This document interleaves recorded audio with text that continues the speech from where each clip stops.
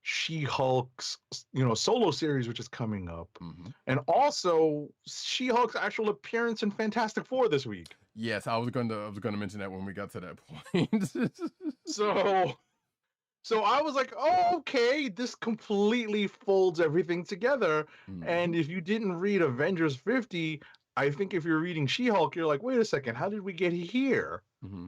But and So the funny part of that, like she was her, or well, so yes, she hulks back to her pretty much original form. And by the way, there's a very good page when that reveal happens. I'm just gonna say, ding. well, that's a callback to the John Byrne She-Hulk. Mm-hmm. You know what I'm talking about? Yeah. So Wait, that particular page we're talking about? yeah, that's a Okay. callback. Okay.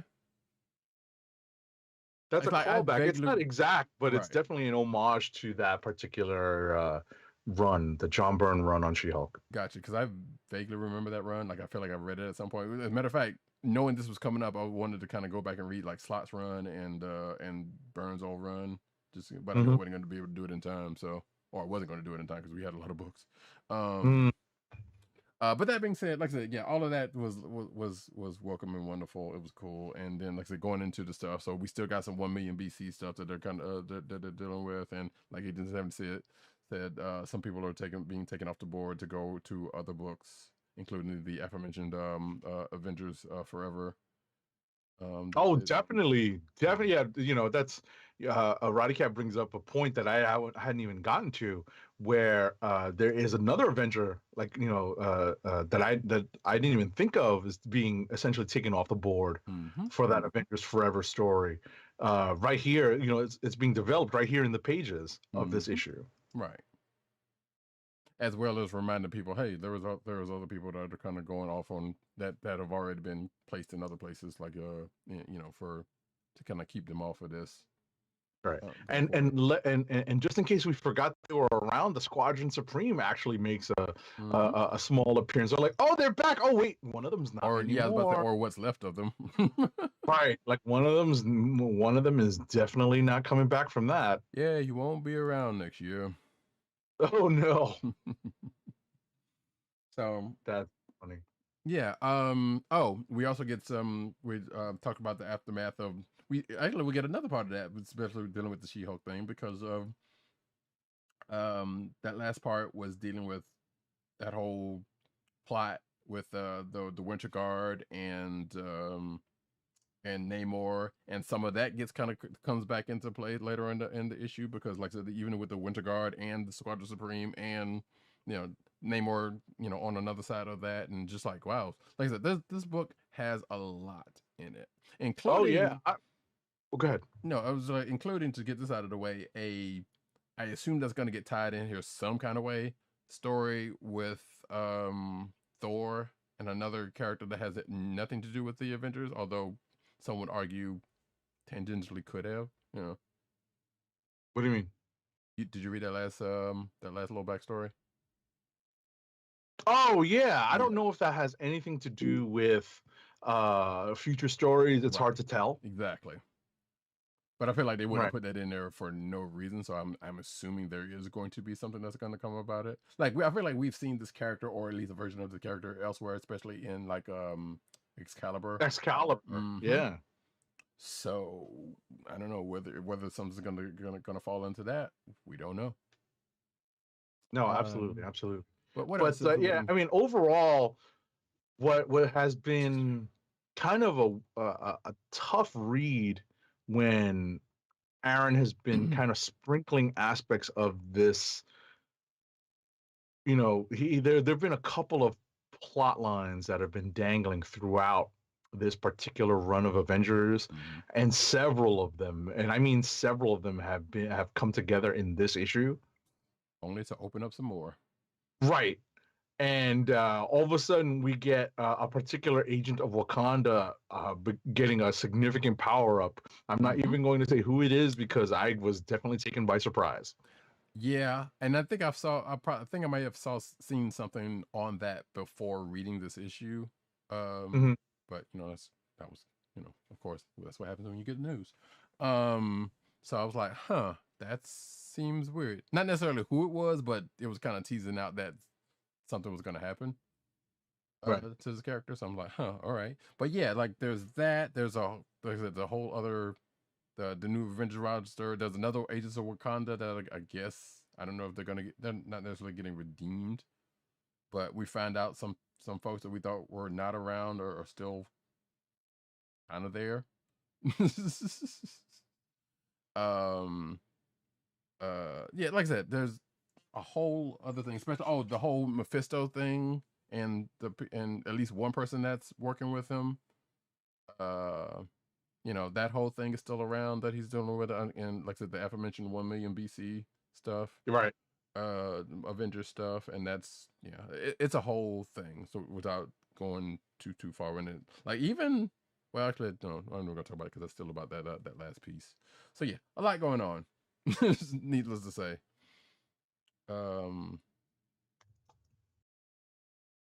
There was a couple of things I wanted to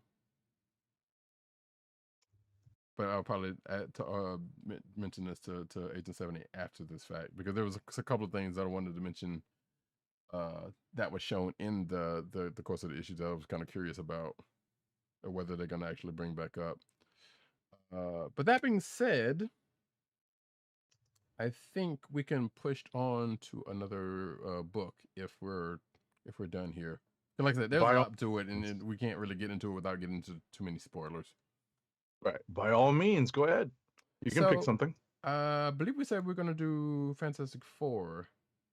All right. So no problem. I will scroll down to your notes because I did not have a chance to type out the creative team on this. So Fantastic Four number 38 is written by Dan Slott, with art by Francesco Manna, colors by Jesus Abertov, and letters by our Python, VC's Joe Caramagna. Happy Thanksgiving. So, so this is definitely an issue that is not picking up too directly on anything that happened in the last issue. The last issue was the Halloween issue. Right. This issue is, in fact, something that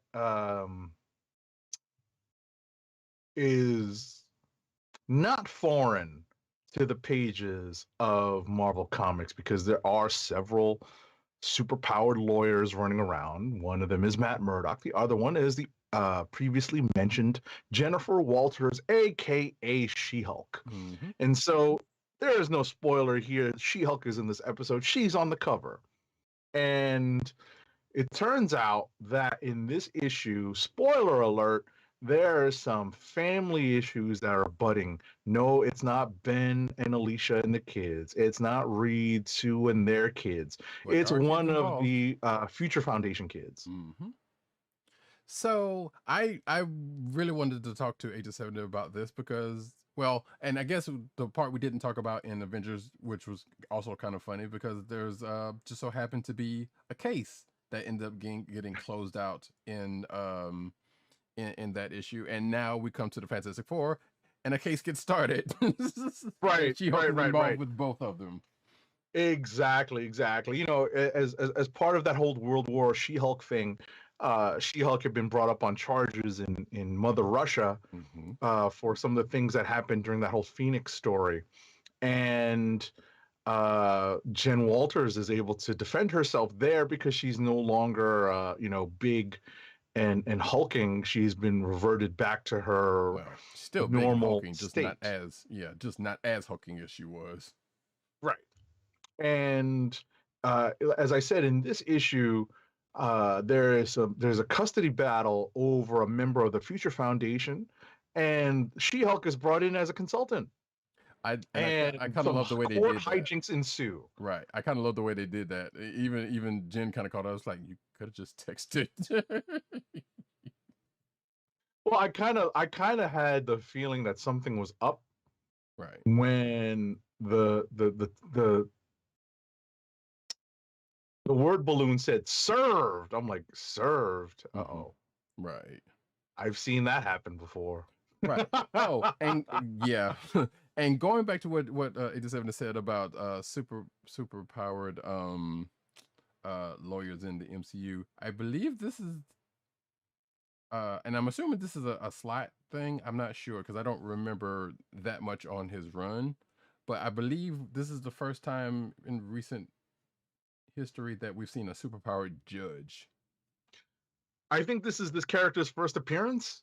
Is it? So I wasn't sure because I couldn't. I think so. I couldn't find any reference because I even looked, obviously, looked, and the closest thing I could come to the name of the character was a villain's daughter or ex-wife, and that was definitely not her. Mm-hmm. So I believe you are right about this. So which still could stand to the fact that it's still a Slott creation because we know Slott has written She-Hulk before, did a very well received run of She-Hulk before. So I figured at first, like, well, maybe this is a judge that kind of came out of that. But like I said, I have seen no other reference to this character.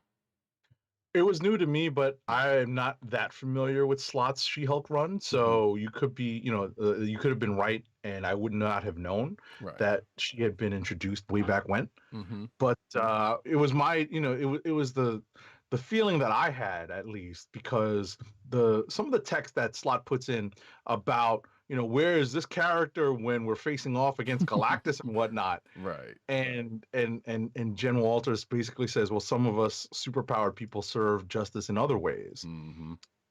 And I just got a real kick out of the shenanigans here because it definitely felt like the character that is pursuing custody definitely had the upper hand for the majority of the legal proceedings here, and definitely had the FF playing right into his hands, surprisingly so. Right.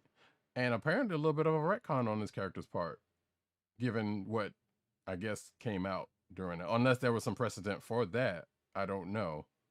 Because it's always felt like it's been established that this person has been the one that they've been going up against. This is probably a minor spoiler, but come to find out that that's not necessarily the case. May not be necessarily the case unless there's some more shenanigans that happen here, but I doubt it. Mm-hmm. So that's kind of interesting. But we also do know that, hey, because of the nature of the relationship between this character and the child in question, other things could be involved. But that being said, though, I kind of enjoyed this issue. It was so offbeat. It was so offbeat, like kind of out of left field. We've been dealing with the Forever Gate and all of the intergalactic shenanigans that have come to Earth. We've got Johnny and his never-ending flame and whatnot. And to get a story like this was completely out of left field. And it was definitely something that took me off guard when I was reading it. So it was entertaining in that regard. Yeah, indeed. So again, like I said, we know Slott has written She-Hulk before, and now he's writing the FF. I believe. Wait, again? Didn't he write or am I tripping? Did he write the FF before now? Is this his first time writing the FF, or has he written before? No, this is his first time writing the FF. Okay, so now he gets to play with both of them. for this next issue or two. I would assume this is going to be. Plus, like I said, it's as I said in my notes, interestingly timed given the book we just talked about, Avengers 50. Bringing Jennifer back to her former prominence, and also showing off her make sure folks know that hey, she's a great lawyer. Exactly. Yeah. Putting her back in a suit. Right. Putting her back in the courtroom because she hadn't been there in ages. I don't think she had ever been there in the hulked out version that we'd seen gracing the pages of Avengers for several years now. Right. Because she was even having trouble talking, much less at one point, right? Yeah. So, although we did see some bits of her legal acumen because she was talking to herself, that goes. So, but yeah, that still had nothing to do with her being actually in the courtroom and trying any cases. So that being said, and actually there was a cover from last week where this version of She-Hulk was on the cover, but obviously it wasn't. She wasn't back to this point yet. So I found that kind of interesting. I can't remember what book it is, but I know it was something we just talked about earlier. Regardless, this is possibly a potential click of the week for me because of how this thing played out, and I'm looking forward to seeing the next issue to see what goes on. And whether it's gonna come off into anything, or whether this is like a little arc before Redemption War or something, because we know that's coming up. Right. All right. Anything else on this before No, we move on? no, I think I'm good. Unless you got something else. No, I'm good. I think we can move on. We can actually cover one more book from this week, Okay.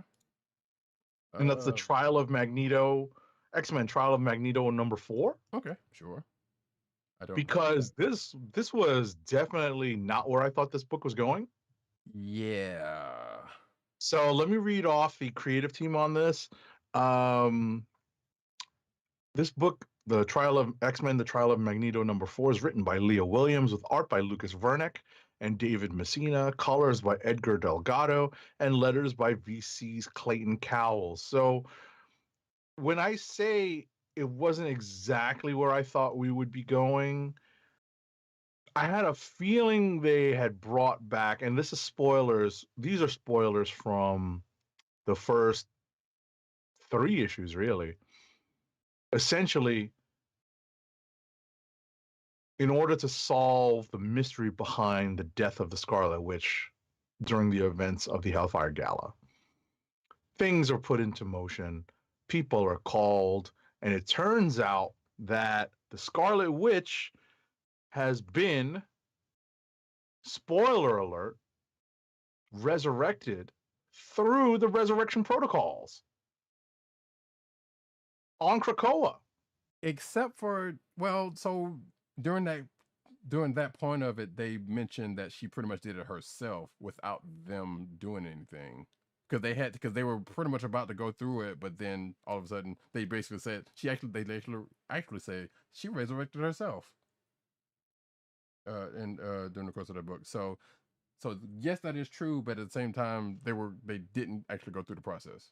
That doesn't really mean that much, but Right. it's still It's a hard weird to thing. It's hard to say, because the way I see it, because it happened Right. where the 5 are, that means they had made use of gold balls and all of the other ones. So we're not 100% sure how this all played out. Right. It's that part is kind of got weird, but it only gets weirder from here.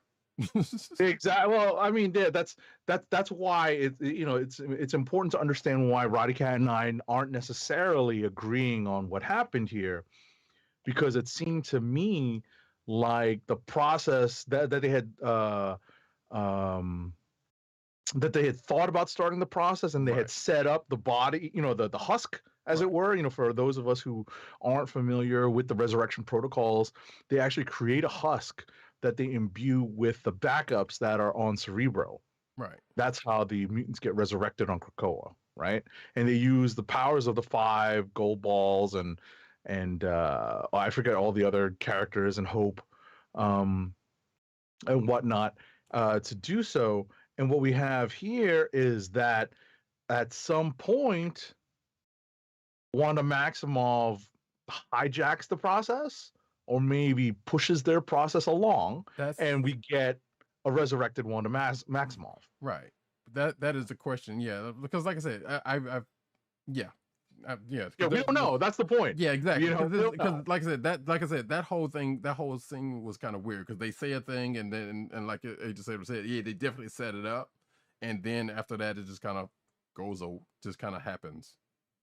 Right. So, and because I think they even said like, well, yeah, we're gonna, like, what are they gonna say? We're gonna do this, basically, and it didn't. And it got, so they basically, like Agent Saber said, definitely started the process. Right. How far they gotten, not entirely sure, except for the fact that they basically set up the environment for it to happen. Right.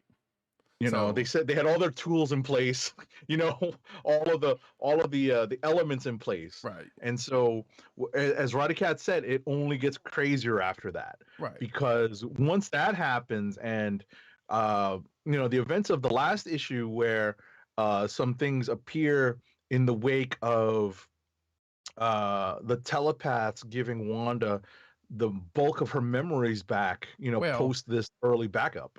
Well, I believe they even said in this is like they basically gave her the highlight reel. They didn't give her the whole thing, but like they didn't necessarily give her the bulk of it. She didn't get that until like later in this issue, until where all that other craziness we may or may not talk about happens. Right, right. Oh, that's true. That's true. Right. So they do give her the highlight reel or the low light reel, depending on your perspective, right? Mm-hmm. And yeah, there's a lot of weirdness going on because we get what we didn't understand in the last issue was, we didn't really understand what was going on, and it's kind of explained here, and we don't really understand how that happened. Exactly. And we're not really shown, we're just told that that's what's happening. Mm-hmm. And that's kind of difficult in this medium to really get behind in terms of storytelling. Right. So I was definitely put off by that particular aspect of the story. And I'm like, how did we get here? I've been reading this. How did we get here? Right. And the only thing I can assume is that because even going into the end of this issue, where like all that stuff that happens, we get the three-way kaiju battle, and stuff that started last issue, and the combining. I still don't know what in the world's going on with that, and this whole other past present future thing, almost like the Hulk, that one Hulk volume, Jason Aaron's Hulk volume, I guess, but not necessarily nowhere near in the same way. Like there's just things that show up here, and they's like, yeah, like he just says like, hey, this happened, and we just kind of got to go on to it. So that I'm saying that all that to say is I'm hoping going into the last bit of this issue where we were starting to get an explanation. Right. Hopefully we're going to get all of the explanation in the next and I believe last issue of this miniseries. Because if they don't, there's going to be a problem. Because they just pretty much dropped this on. It was like, all right, we're pretty much back to this point, and and what we thought happened didn't happen, and we're going to get the explanation on some of it, if not all of it. But to what end? Who knows? So is this their attempt at trying to reform the Scarlet Witch character in the eyes of the Krakoans? I believe so, because if you look it has to be. If you look at, I don't know, did you read New Mutants this week?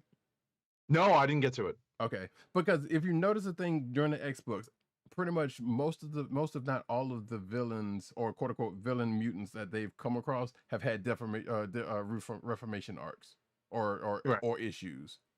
Right. And I will say there's a character in this week's New Mutants that definitely gets that also. So I believe it's been a through line through the X books since this whole reign of X, or even back to pretty much everybody but Sabretooth, and even Sabretooth might get one soon. Yeah, given whatever's going to happen in that miniseries, we know he's going to get. Exactly. So yes, that is definitely the case here, I believe. And if not, then they clearly went about it the wrong way, because we like we know Wanda to be a thing, and and we, even with everything that has happened to her in the past that we know about, like there is something to her, but also we know she has had issues. Right. And ultimately all this happening on Krakoa in front of Krakoans makes a big difference. It's not that people need to be told, they're actually seeing what's going on. Right. And the fact that she's been reborn through the Krakoan resurrection protocols, does that confirm that she's a mutant? Exactly, because we have been told in the past, like, no, she's pretty much been excommunicated, and she's, every time someone has said her name, it's almost like they were spitting on the ground. You can see them spitting on the ground after they say her name or something. Like she's been called the Great Pretender and every other thing. Right, and I guess someone is going to.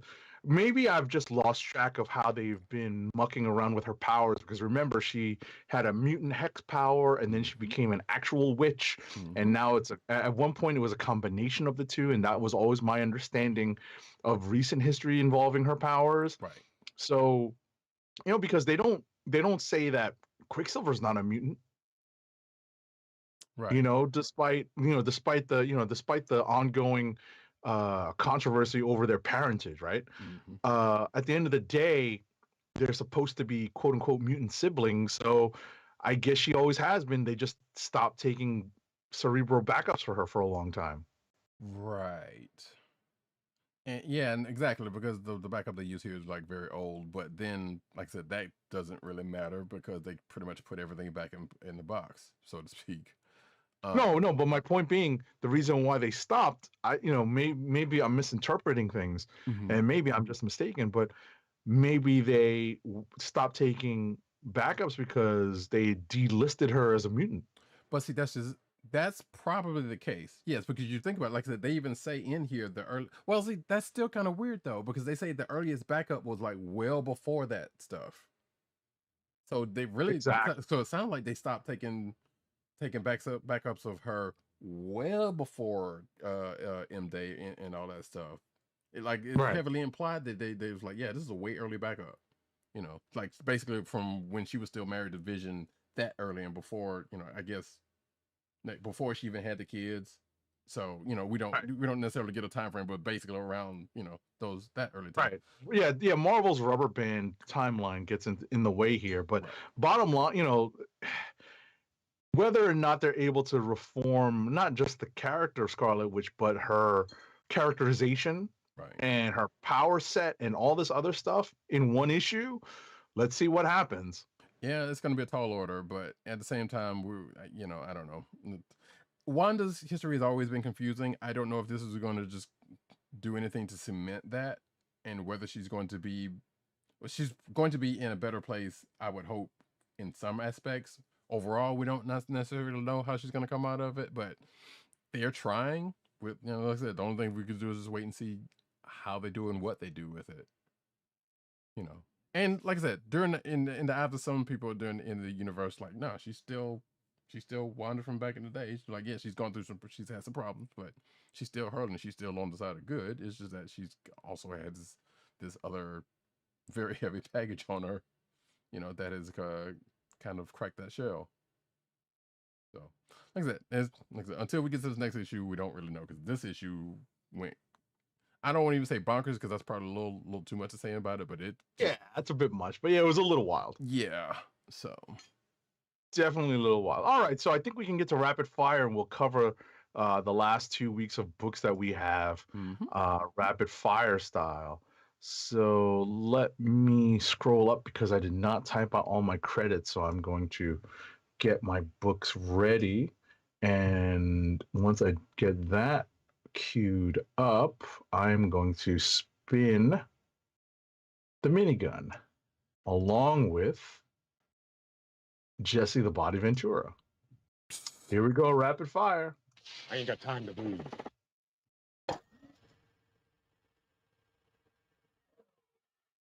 All right, let's take it from the top one more time. All righty, so I guess I'll lead off. Sure. All right, so my first book is Amazing Spider-Man number 79. Let me see if I can get I have the wrong book up. I had Actually, number 80 up. I'm going to say in this case, can we do both books? Both? Oh, absolutely. Yeah. So we're going to do 79 and 80. Right. Did you read both of them? Oh yeah. Oh boy. Yeah. All right. So let me get the credits for 79, and I think the credits for 80 are only subtly different. Yeah, only subtly different. So Amazing Spider-Man number 79 is written by Cody Ziegler with art by Michael Dowling. Jesus Bertov is on colors, and VC's Joe Caramagna, our favorite paisan, is on letters. It is the same creative team for number 80, except for Jesus Bertov is assisted on colors by Eric Arciniega on number 80. So in 79, we have an introduction of some characters who we will meet again later on in issue number 80. But we do get a check-in with Peter and his condition.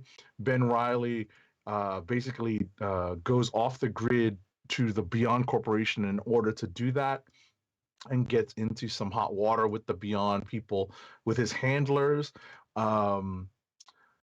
He gets suckered into a trap, though. It's a trap. where is Admiral Akbar when you need him? But we are doing rapid fire here, so it's okay. So he gets suckered into a trap and gets darted. And I'm like, wait a second, aren't you wearing like this super fancy, costume that can prevent, lots of different injuries and whatnot? And now all of a sudden it's getting ripped up by an explosion, Right. Not only that, because but he's the fact, being. Oh, go ahead. No, I was going to say, excuse me, but not only that, but it got perforated by some darts, which you would think, the suit would have prevented it. Well, I guess it did try to prevent it, but still couldn't, and got through to him and started having him tripping. Right. I'm like, wait a second. He was protected from freaking cosmic radiation by X-ray, Mm-hmm. and it couldn't protect him from darts from Kraven the Hunter. Are you kidding me with this? I'm sorry, folks. I was a bit incredulous when I was reading this. So, yeah. And this is Kraven's son. Right. It's not the OG Kraven. The OG Kraven is long dead, even though he has been brought back a couple times. This is the son of Kraven, of Sergei Kravinoff. I'm not sure what his name is. But it seems to me that this version of Kraven the Hunter thinks this is Peter Parker, and thinks that Peter Parker has become beholden to the Beyond Corporation, and is basically speaking at him like, "Hey, man, you are a sellout." And I don't know why you sold out to the big corporation, and just to trap you, I knew all I had to do was target one of these corporate bigwigs that you would come to protect, and you walked right into my trap. So, and there's a couple of things. So I kind of question whether he actually knew whether that was the. Well, I mean, obviously that I don't know if he. I guess he has fought. Has he fought Ben Riley before? The OG Kraven? Yeah, I don't remember. No idea. So that's why I was kind of wondering. I wondered for like a brief second. I was like, "What? Does he actually know whether this is the original?" Well, I mean, to him, it probably doesn't really matter, honestly. So it's irrelevant. But I was like, I kind of wonder if he knew that wasn't the actual that wasn't Peter, basically. Yeah. But like I said, I doubt there was any way for him to know or care. So, but anyway, go for it. Go on. All right. So, we move on to issue 80, and as I said earlier, we kind of catch up with some of the characters that we were introduced to from the Beyond Corporation, where Spidey gets where Ben Riley, that is, call him Spidey, where Ben Riley gets dragged by Kraven, and he basically fights him off. Kraven beats a hasty retreat, because we know that's not the last we're going to see of him. And what we get at the end of this issue is a little bit of a tie-in to the most recent issue of Miles Morales Spider-Man. Yes, indeed. Anything else? I'm trying to remember if there actually was. So, oh no, there's the ending. Right, there's the postscript in this issue. Yeah, there we go. That's what it was. Because we do, as I told Roddykat they would do. You're right, and you were right. They're going to tease us along. They're going to lay breadcrumbs. They're going to just tease us along for people who are looking to see how they're going to bring Peter Parker back. Mm-hmm. And they put just enough in here to keep us coming back for more. And that is the postscript pages. Those are that story is in the postscript pages of this book. Right. Where May Parker is going to seek aid. And if you have been reading solicitations, I knew exactly what was going to happen, but I was still very disappointed that this is where she was going for aid. Yeah, but at the same time, where else was she going to go? So two things about that. So one, that's gonna get taken up in the next 0.5 issue, basically, which is 80 Point Bay. And I think that's probably next week. Who knows, even though.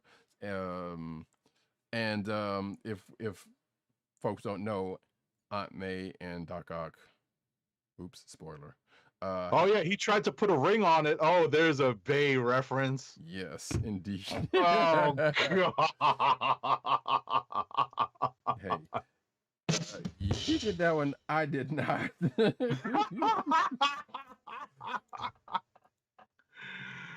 So, Go on.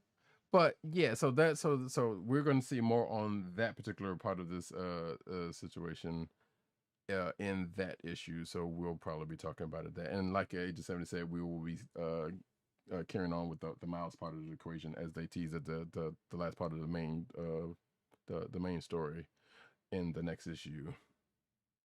And I believe that it was actually it, outside of the fact that like yeah, folks was getting handed. So okay, wait, that was the one part about both of these. It was like, so I'm curious, what the hell is Craven trying to get out of this? Like, I get the whole corporate sellout thing, and just like, yeah, we're going to be reformed and we're going to get cleansed by fire and all this stuff. Like, what are you getting out of this? Like, that seems It kind was of strange. very weird. Yeah, like that seems strange. Like, why are you doing this? Why are you're basically helping him in a way, in your own crazy way? It was very weird because it's not exactly Craven's Last Hunt here. Right. Because that's what it's reminiscent of, with the drugging and whatnot. But it's not like he's trying to take over the spider's life. Right. Yeah, he's not. Yeah, he's not gonna get the suit off of him and take it and put it on for himself like a skin. Yeah. So it was very pointless as part of the is part of one part of the explanation thing. Yeah, one could say that for sure. Unless it's gonna come back in some kind of way somewhere else. I still don't know how and why. But anyway. I don't. That's an excellent question. Yeah. It's an excellent question. All right. So I am looking for, where is my copy of Death of Doctor Strange? Did I not pull this? Oh, maybe I didn't. It looks like I read it, but I didn't put it into my my app here. Mm-hmm. Did you read this? Yes, I did. Death of Doctor Strange #3. That's easy enough. I can just pull this up right now. Mm-hmm. Okay. So this issue is written by Jed MacKay with art by Lee Garbett, colors by Antonio Fabella, and letters by VC's Corey Pettit.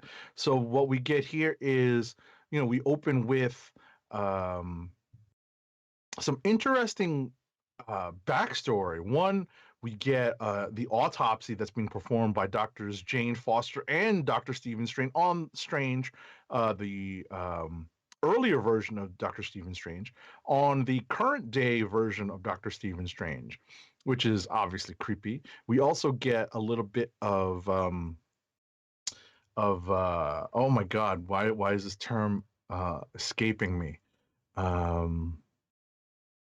Exposition. We get tons of exposition from Clea, who is explaining exactly what is happening and what everyone is running from, what all these magical beings are fleeing from and taking refuge on Earth. And it's funny that they would come to Earth because Earth, one of the theories that's posited is that Earth is famous for repelling any and all threats. So if they're going to run anywhere, they're going to run to Earth so that the Earth's defenders can take care of the three mothers and the peregrine child. Talk about a funky name, Jed MacKay. Yeah, indeed. So I'm flipping through this. So we get a little bit of a reunion of sorts between Doctor Strange and Clea, because Clea Doctor Strange in a previous volume of Doctor Strange had wiped Clea's memory, had wiped his memory of Clea, and I think had wiped Clea's memory as well, if I'm not mistaken. I believe he just wiped, because of the deal he made with Mephisto. He wiped her memory of him and everything they went through, if I'm not mistaken. I can't remember if he did his memory the same way, but definitely hers of him. Right. That sounds like it. That sounds like a deal with the devil, right? Right. And what we find out is that there's two parallel stories happening at the end of the issue, where the ghost, or the specter of Doctor Strange, that's really what it is. This past Doctor Strange is more than an astral projection, but less than a full corporeal human being. And the team of Wong, Clea, and this past Doctor Strange are looking to track down Baron Mordo because it seems like he has made off with the Eye of Agamotto and the Cloak of Levitation. Meanwhile, the three mothers are on the hunt for more prey for the peregrine child. And this is happening, these two stories are happening in parallel over the last several pages of this book. I think this series is 5 issues long, but I could be wrong. I believe you're right. So we have 2 more issues left to see who is going to take up the mantle of the Sorcerer Supreme. But the ripple effect of the death of Doctor Strange is being seen in all books except for books that have not yet caught up, i.e. or e.g. Black Panther #1. And that's where I saw She-Hulk. Yes. Right. No. Yeah. Strange. Strange shows up at the front, the beginning of right. of Black Panther #1, Mm-hmm. and I'm trying to think if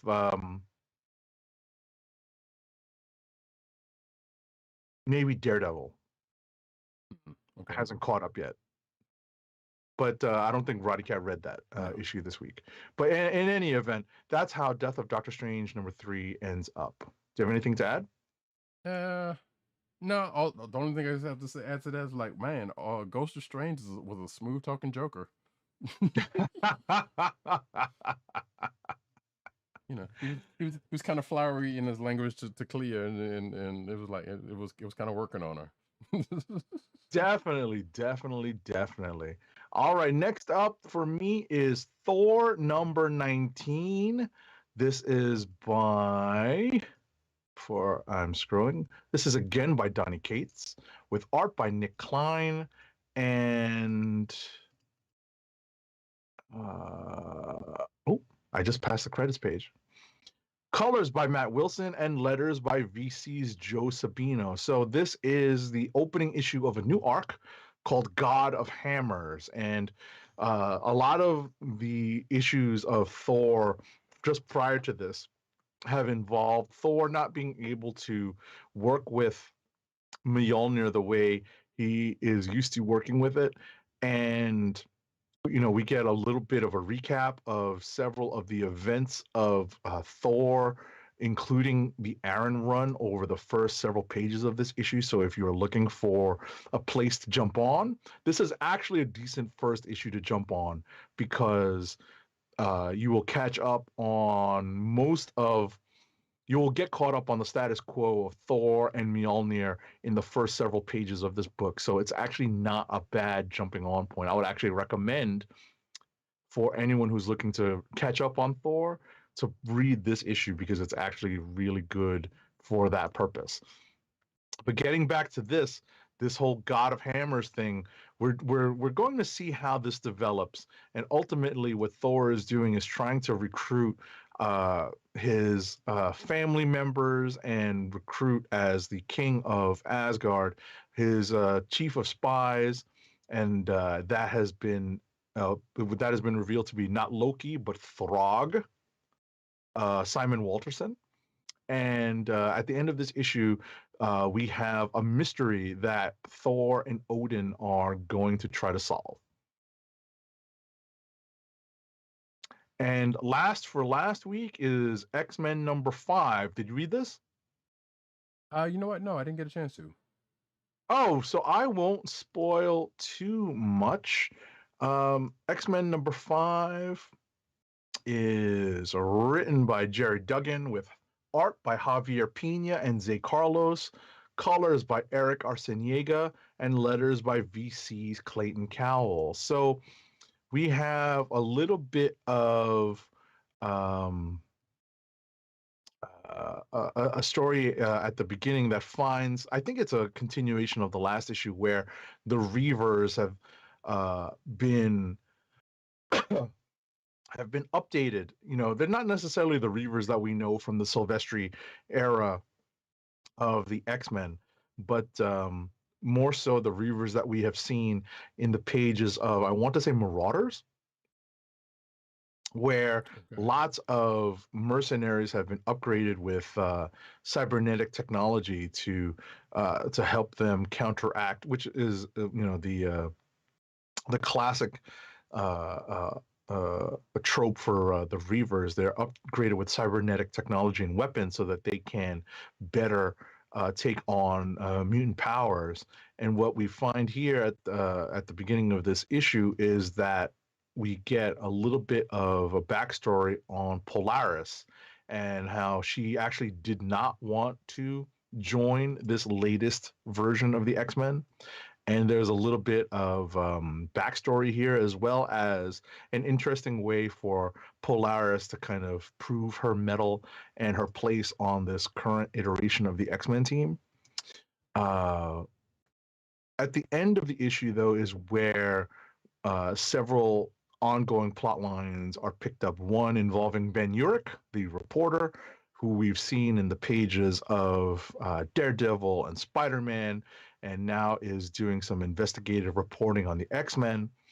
And there is a figure lurking in the shadows that we have seen hints of over the last several issues of X-Men.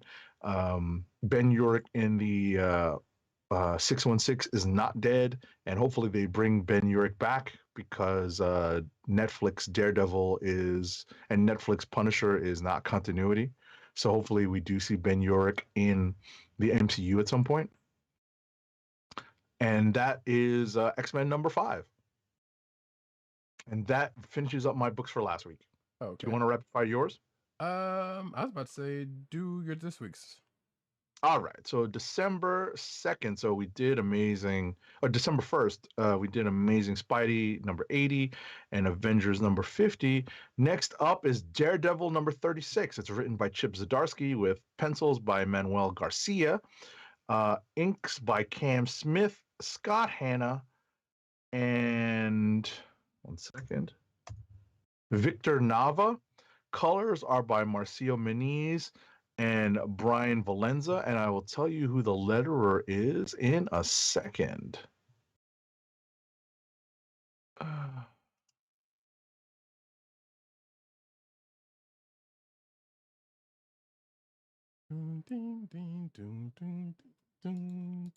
Yep.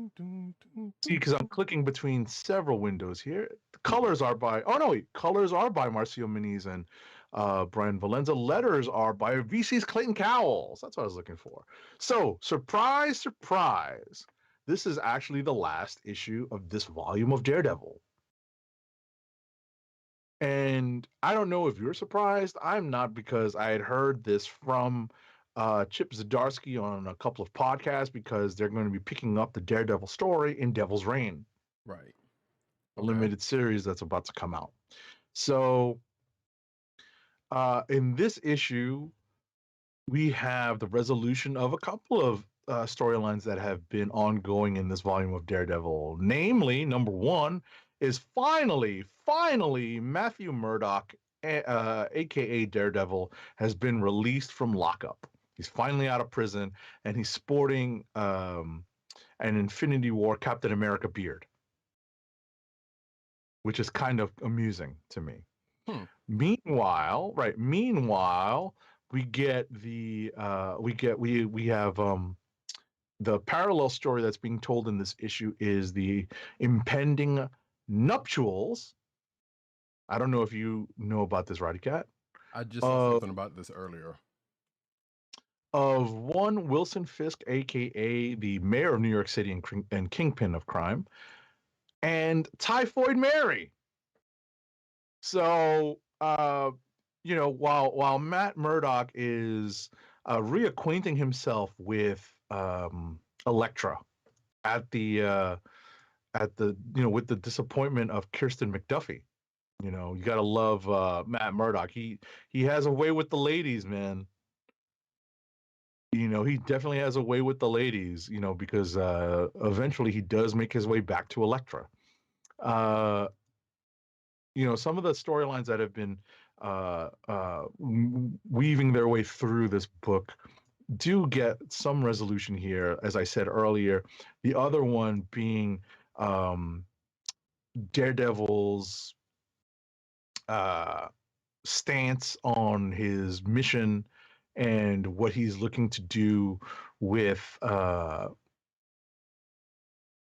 guess his what got him into jail in the first place, and how he's treating his war on crime, and how he's going about it now with a partner in Elektra, who is reforming herself somewhat, at least for now, and not killing, and kind of abiding by Daredevil's code. We actually get a guest appearance by Mr. Fantastic in this issue to talk about how they don't want a redux of the Superhero Registration Act, and they're not looking to, and kind of warning Daredevil from kind of forcing people down that path again. Where we end in this issue, though, is what may become the impetus of Devil's Reign, and what we're going to see come out of that. So whether or not that's the downfall of the Kingpin as the mayor of New York City remains to be seen. That seems to be where we're going, but we'll see. This week, Death of Doctor Strange, White Fox #1. Did you read this? I did. It's written by Alyssa Wong with art by Andy Tong and Luciano Vecchio. Colors are by Arif Prianto and letters by VC's Travis Lanham. So, in the wake of the death of Doctor Strange, as we said earlier, the ripple effect has been felt in several books. None feel it more strongly than the actual tie-in books, the Death of Doctor Strange tie-in issues.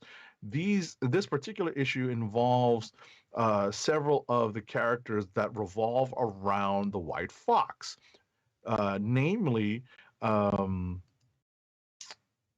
Agents of Atlas and what is their name? I totally forgot Tiger their Division. name. Tiger Division. Thank you. I was about to say the Korean superheroes. So, because there actually is some cross pollination between these two groups, because White Fox and Luna Snow are members of both.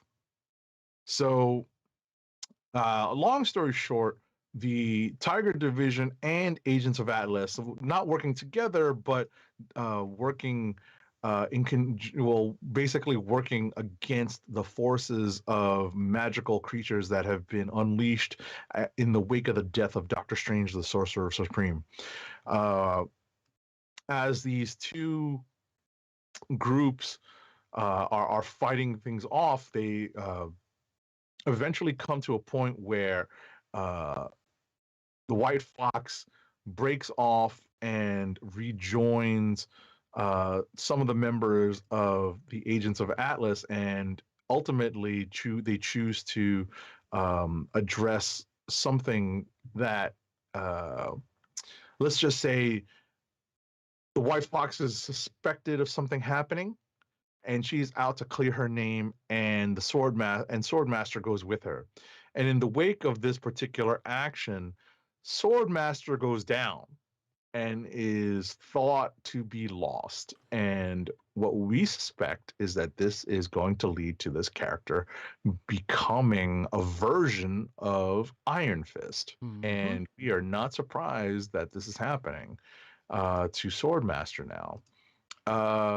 But that is the crux of this issue. We also have a development for White Fox in that her powers are developed and boosted in this issue. Basically having her powers she's manifesting her powers in full now, as opposed to what she was doing before. Right. Perfect White Fox, one would say. Not really, but so two things. Like Agent 7 said, yes, Swordmaster is supposed, well, probably three things, I guess, at the point, but they'll come together. We're seeing that, yes, the new version of Iron Fist might be coming out of this as being speculated, and it looks like that's the case. Because of the fact, and this is a spoiler for this issue, but I feel like Agent 70 will appreciate the reference. um, Sword Master's sword joins the ranks of Cap's shield and Mjolnir. I guess, yeah. Yeah.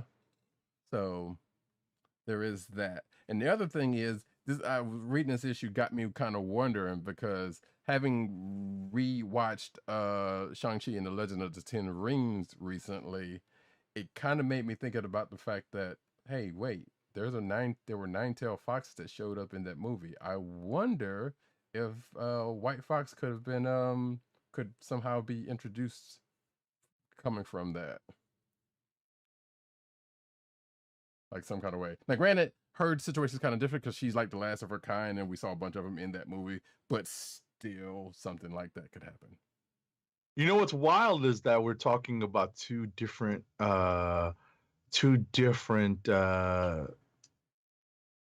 Asian mythologies. True, but obviously there's cross-pollination. Exactly. But it's still like it's still somehow some kind of way that I feel like they could blend the two and make that a thing and introduce White Fox because of that. No, I definitely dig that. I definitely dig that. And I'm done. All right, cool. And let us move over to my books from last week. Let's see. Did that. Hawkeye, Kate Bishop, #1. So you did not I didn't get to it. Yeah. So not surprising, Kate Bishop has her own, I believe this is a mini-series, now that I think about it, not an ongoing series. Because of the fact that she's in the Hawkeye Disney Plus show. So not surprising. This is written by Marike Nijkamp, pencils by Enid Balam, inks by Oren Jr., color artist Brittany Peer, and letters by GBC's Joe Caramanga. So you may or may not have seen the trailer for this. How can you butcher the name of our favorite paisan? Caramagna. Look, man. Back off, man. I'm a scientist. Anyway.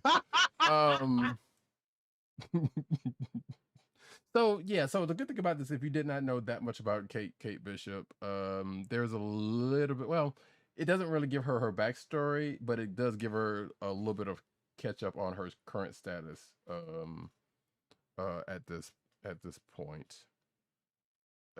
That being said, like she ends up well, I guess in the midst of a road trip to New York, because she was kind of hesitant, because as folks may or may not know, Kate Bishop was based out of LA for a good while. Matter of fact, since the Hawkeye, the Matt Fraction David Aja run, she's been pretty much in and out of LA, including up until the most recent series of West Coast Adventures. But now this book finds her kind of going back east, because I guess there's kind of a young Avengers almost reunion kind of going on. She was kind of hesitant to go because she has a case, and this case is kind of taking her to this resort where we come to find out, and I don't know if this is a new thing or something that was already established that I wasn't really aware of, but apparently she has a sister, and this case is taking her to this resort that is helping her sister out. And hijinks ensue. I almost thought the Circus of Crime was involved, and that still may yet bear out because of a couple of people that show up, but it doesn't look like that may or may not be the case. But we also see at the end of this the hand of a figure that may sinisterly be a problem for Kate, and maybe possibly her sister. Maybe it's her mom. We don't know. Maybe it's Madame Mask again, because we do know she's had runs into her. That's pretty much where my money is on that, but we will see. Iron Man, #14. I did read this. I just didn't list it on my books. Go ahead. Okay, cool. Not a problem. So we're basically getting written by Christopher Cantwell, not the racist. Art by Cafu with Angel Unzueta. Color artist Frank Darmada. Letters by BC's Joe Caramagna. So basically, we know as of last issue, Tony and Korvac got, I guess, swallowed up by some machination of the power cosmic in Galactus's ship, and I guess this is him going through not necessarily going through the manifestation of it, but I guess somehow it's a mind trip that is justified in I guess him kind of coming into the powers without actually showing it, because he spends this whole issue kind of on a head trip and talking to himself and monologuing, and it's kind of weird. Weirder still. Yeah, That's it's a journey. Yeah, it's a weird journey, because I think just allow me Sure, go to ahead. interject one point. You know, I think what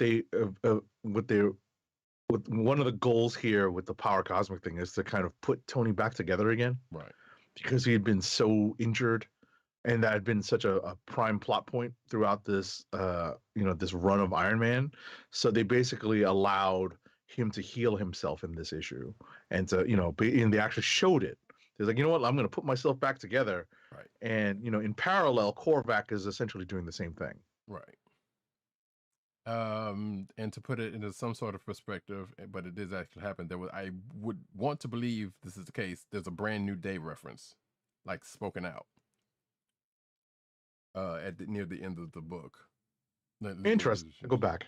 Yeah, because the words "Brand New Day" definitely show up, and I was like, is that really a similar reference to that event, or you just you just had to slide that in there? But regardless, that's pretty much the gist of this whole thing. And then at the end of it, we get to see the suit that's on the cover.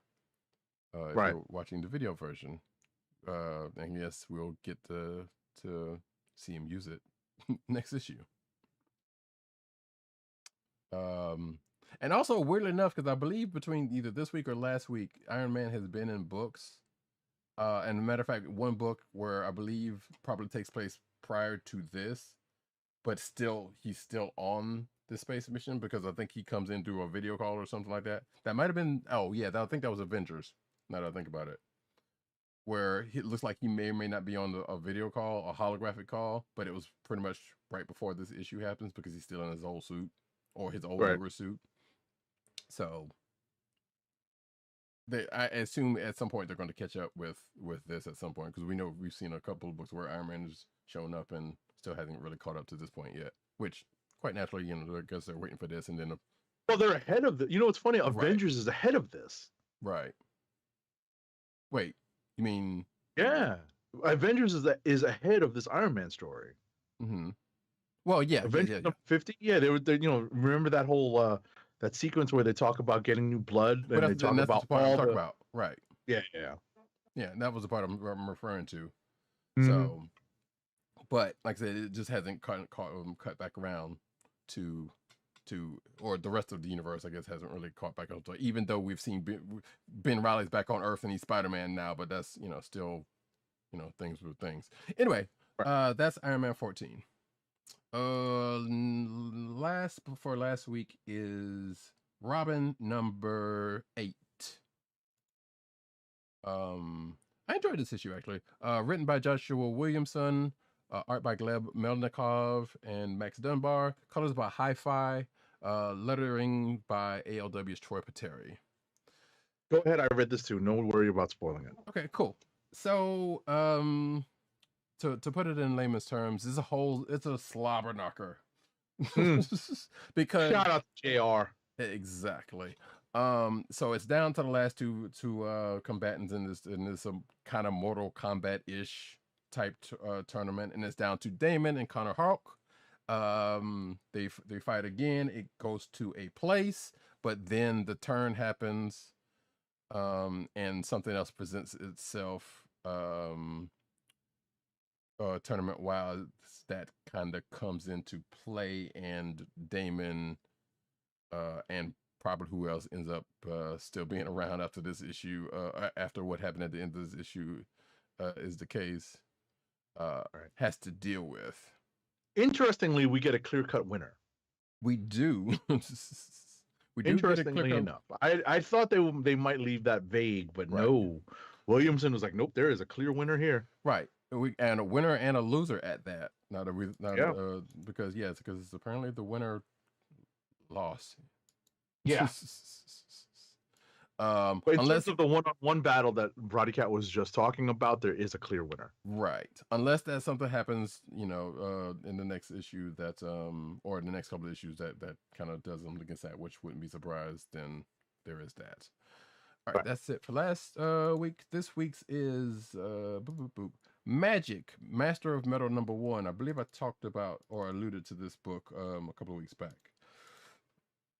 Because I believe it is a spinoff of I don't know if it's going to be an event, but something off of the Magic the Gathering main book from Boom.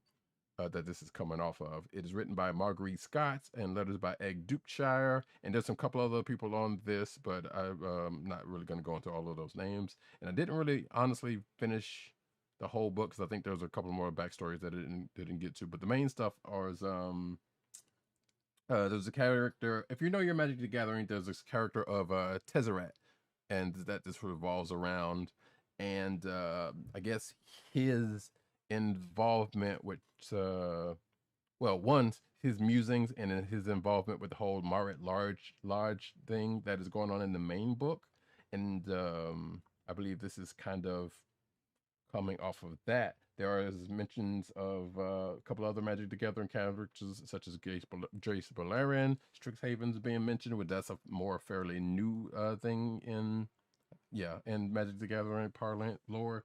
Liliana shows up because I believe that's one of the only other people that hasn't shown up in this point, with the exception of probably a half a dozen other people. But when we're going into that, so the whole thing is pretty much surrounded by this character and what he's been getting into and musing about his status in the multiverse. So, like I said, if you are a fan of Magic Together, give it a look see. Marauders #26 is next up. Did you read? You didn't get a chance to read this? I did not get a chance to read this. All right. So I'm just going to say 3 words. Well, actually, technically like 5. But Iceman versus Fin Fang Foom. That is the crux of this issue. Granted, there are some other things that are going on in here, such as there's been another resurrection and another plot that had been not necessarily a plot, it was kind of a side plot that had come up a few issues back, dealing with an old member of the Hellfire Club that is now back in the scene and has a new job, and another part of the subplot, which I won't get into, that got brought up, and apparently they just kind of go ahead and here you go, that's that going on here. But like I said, Iceman versus Fin Fang Foom. Okay. Enough said. Which, like I said, that while that does take up a good bit of it, like that's kind of the other stuff that I said prior to the outside of that kind of ends up taking precedent. But that's the part of the story that would get folks. So I enjoyed reading it regardless. I get it. Wonder Girl. Oops. Wonder Girl #5. Come on, you can stay with me here. There we go. Bing. Written by Joel Jones, art by Adriana Mello, colors by Jody Bearlaire, letters by Pat Brousseau. Oops, hold on for one moment. There we go. So after the events of last issue, Yara, all I'm going to say is Yara is causing havoc on Olympus because of a choice that she made, because she didn't make a choice that some other people wanted her to make, and which causes some things to kind of go a little side, well, not necessarily sideways, but just cause some playful havoc on Mount Olympus. To what end, we're not entirely sure, but I'm guessing we're going to get into that next issue or two. On the other side of that, Cassie Sandsmark, the other Wonder Girl, I'm not sure what she's being called nowadays, who's been a part of this book with Artemis. Well, Artemis is gone because she left, but she meets someone from this other group of Amazons who may or may not be, who I believe is related to Yara, as far as the grouping is concerned. But this group of Amazons are basically setting up the wage war on Themyscira. As she comes to find out, but she was so excited about meeting these folks that she didn't really get into that until that happened. And we come to find out this group has employed another former Wonder Girl. Longtime DC people probably know who this is, so I don't necessarily have to say, into helping them with their battle. And again, we find this out at the end of the issue, so I guess we'll find out what's going on with that, and possibly what this whole thing is going into. Because we know there's a big Wonder Woman event that's coming up. It might be coming into that. I'm not entirely sure, but it seems to be leading up to something. Oh, let's see. And actually, that's pretty much it. Because I've read a few other books, but we're not going to go into that for time's sake. Cool. But that's pretty much it for me, because we've run through all the other books that Agent 70 and I read separately, together. So that being said, Kliqs of the week.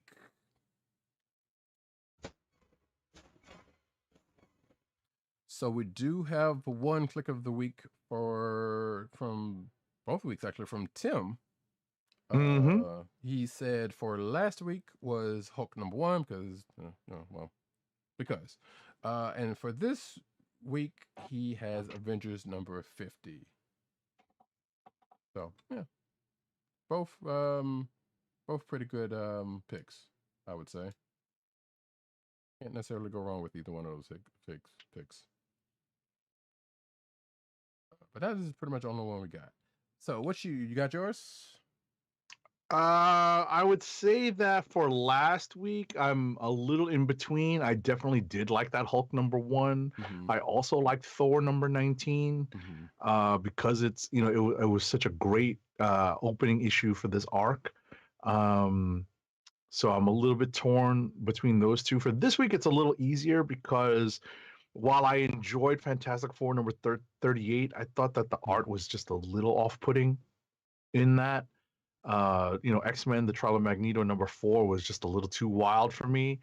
And again, the art I thought was just a little loose on Daredevil number 36 because I was so used to Marco Cacchetto on Daredevil, but then we know that he's drawing the Devil's Reign stuff, which is why why he didn't draw this particular issue.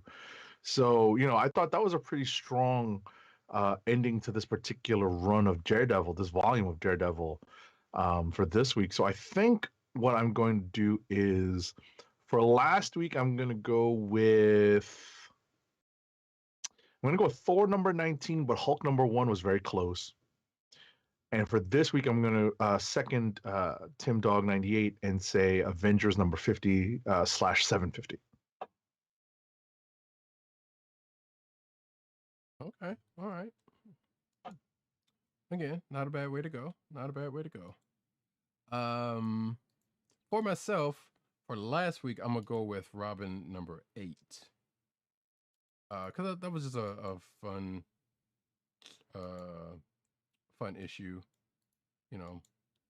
Despite some craziness in the end. Oh, you filling that in? Okay, cool. And for this, actually, no, I'm not going with Avengers for this week. Even though it was good.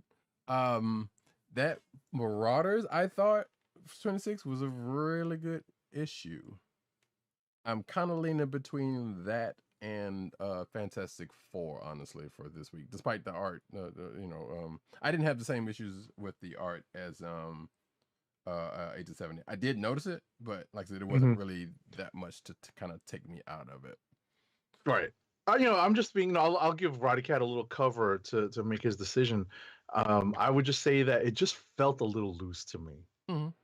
Just it's one of those things where I notice it if it feels a little loose. It feels a little too rushed. And and it's weird because we don't get that feeling that often nowadays because of the advances in coloring.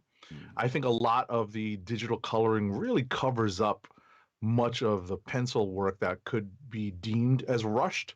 But you know, when it doesn't, that's when you really notice. Right, right. And to your credit, you are a little bit more art minded, or at least art. I don't want to say focused, but you pay attention to it probably a little bit more than I do. Yeah, no, that's absolutely true. So, so I understand why you would notice a little bit more than I would. Like I said, I have definitely noticed some art problems in the past, but it would have to be something like really really glaring to make me kind of fall to take me out of the book. Right. Or at least enough in certain cases, you know, Right, enough to be distracting. Right. Right. The level of distraction is, you know, for it to rise to that level is a little lower for me, you know. Right. So, uh, hmm. I really want 8 to 7 to read that Marauders book just for that, just to see what he says about. But I think I'm actually listen. It's on my physical pull. When I right. pick up my physical pull this weekend, I'll probably read it. Right. Like I said, I don't want to hype it up too much, but like I said, I did kind of. Listen, all you had to say was Iceman versus Finn Fancoon. Like, oh Jesus, that's just insane. Yes, indeed. Like, we're going to wrap up a little too late tonight for me to read it here with our preview copies, Right. but you know, like I said, my physical pull copy is literally waiting for me to pick up. So Right. I will get that and you know, read it over the weekend. Right. You know what? Screw it. Like I said, I enjoyed. Yeah, I'm gonna go with it. Actually, Marauders number 26. I did definitely enjoy the way that Fantastic Four 38 was going, but and like I said, there's still more to come with that one. Right. It's the first of we presume 2 issues. Yeah, You at the know, very which is least. Right. So we'll see how that turns out. But check it out either way. All right, folks. That is that, and that is the end of the books for this week. We're going to get into the news, but first an ad read. Our first ad read of the night is for Wink, the personalized wine club. Wink is a world of wine delivered right to your door. From rosé to Cabernet to Torrontés, Wink has over 100 styles of wine to discover. Ever try an orange wine? Wink connects you to a world of exclusive wines tailored to your tastes and delivered directly to your door. Wink delivers 4 bottles of wine to you every month with free shipping. You can pick your own bottles or let Wink choose and match to your taste. It doesn't cost a thing to become a member, and you can skip or cancel anytime. And now the listeners of the Comic Book Chronicles can enjoy an exclusive discount of $20 off your first order. To place your first order with $20 off and to help keep our show free for you, go to our network website at cspn.us/wink. That's cspn.us/WINC. Wink Wines through CSPN. Do it today. And now we get into the news.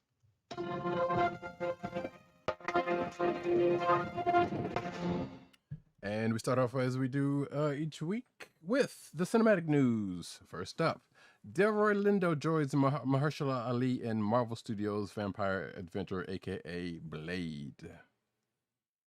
Delroy Lindo, who, you know, as some folks may have just seen in The Harder They Fall, is in final negotiations, which, by the way, you should because it's really good, is in final negotiations to join Mahershala Ali and the Marvel Studios Blade, as said. Bassam Tariq, known for directing the rap drama Mogul Mowgli, is in the director chair for the vampire-centric adventure thriller with Stacey Osei Kofur, who worked on the Watchmen series, behind the keyboard on script duties.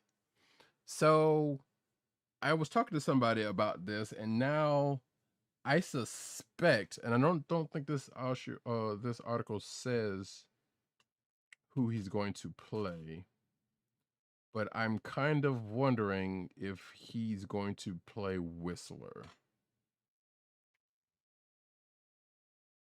I mean, he could very well be a bad guy. We don't know. It's not something there. Because I was talking to somebody, like I said, and I was thinking, like, well, I wonder if they get Wesley Snipes in some capacity, maybe they could have him as Whistler. but that, none of that's, that's just kind of me speculating. Delroy Lindo also could do it, but also he could play a bad guy or do whatever else. So we don't know what, like I said, it definitely doesn't say here what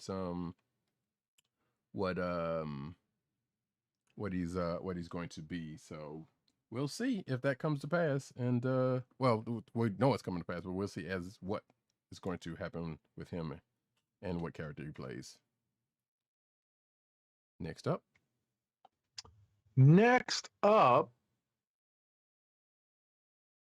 principal photography has wrapped on Ant-Man and the Wasp: Quantumania. Director Peyton Reed, who has helmed all 3 films in the franchise thus far, broke the news on Twitter. Along with the announcement, he shared some art of the Wasp riding on Giant Man's head, or a small version of Wasp on regular-sized Ant-Man's head, by Mark James Hiblin.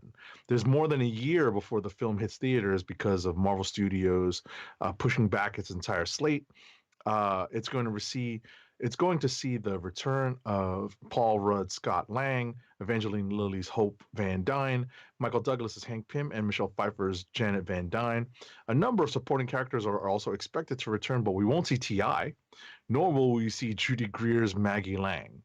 We're going to obviously get, it's been announced already, we're going to get Jonathan Majors as Kang in this movie. So that's going to be a big deal. He's going to serve as the primary villain. So let's look forward to more news on Quantumania as things go forward.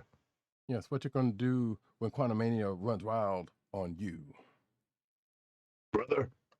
Exactly. Spider-Man. As a matter of fact, I'm going to take both of these, or this one and the next one. Spider-Man: No Way Home confirms exactly when tickets go on sale. Guess what, folks? At this point, they've already been on sale. If you did not know that at this point, I don't know what to tell you, because this was from a week ago and we were not here. So going on,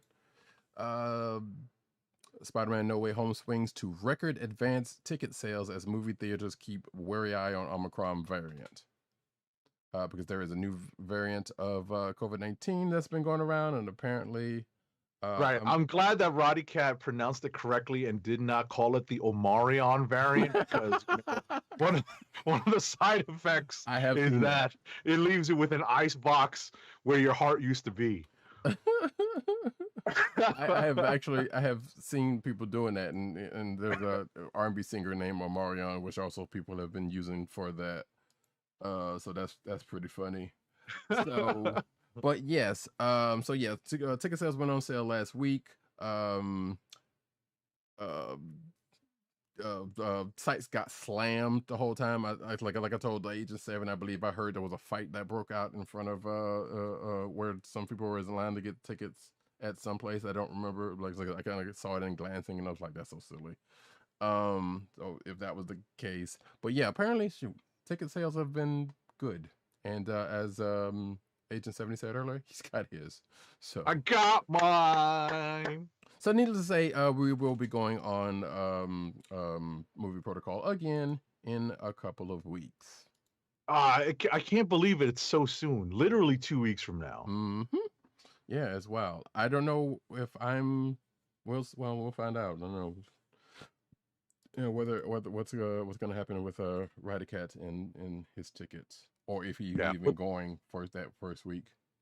Yeah, what's crazy is that I actually won't be getting into the first show, because nowadays, I guess the first show for No Way Home, the preview day is not at night. It's actually in the afternoon. The first shows are going to be like in the afternoon, like 3-4 p.m.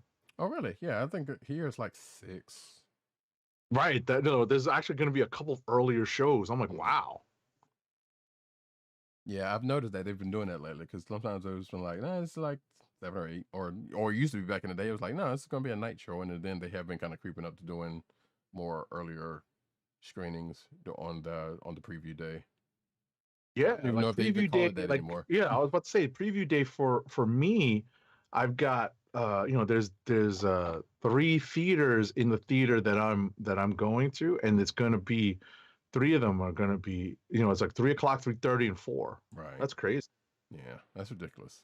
So as folks may or may not remember, my last outing to the movie theaters was not totally pleasant, even if the movie was. So yeah, like I said, that is also kind of um uh my thoughts are still kind of on that. But also, like I said, this new variant of COVID-19, nothing to sneeze at, and including hopefully folks that I know that went to Anime NYC, because I believe there was a case of a person, or at least one of the two US sightings of that variant, one of which came from there, or from a person that went there. So hopefully everybody. Oh, I didn't know. I was about to say I didn't know about that, but let's be honest. Once they find it in Europe, it's already here.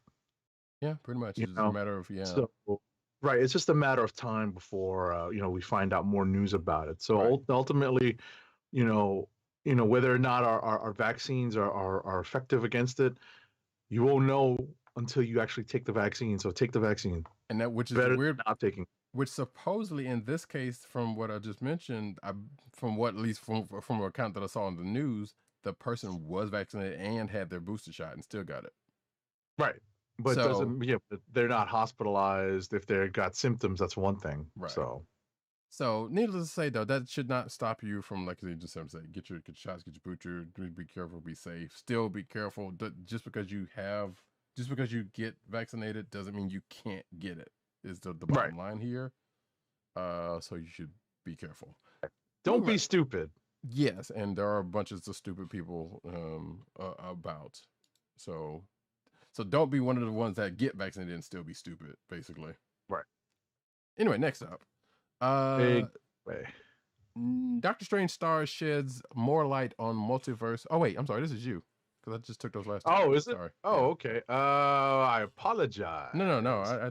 I went ahead. My fault. Doctor Strange Doctor Strange star sheds more light on Multiverse of Madness reshoots.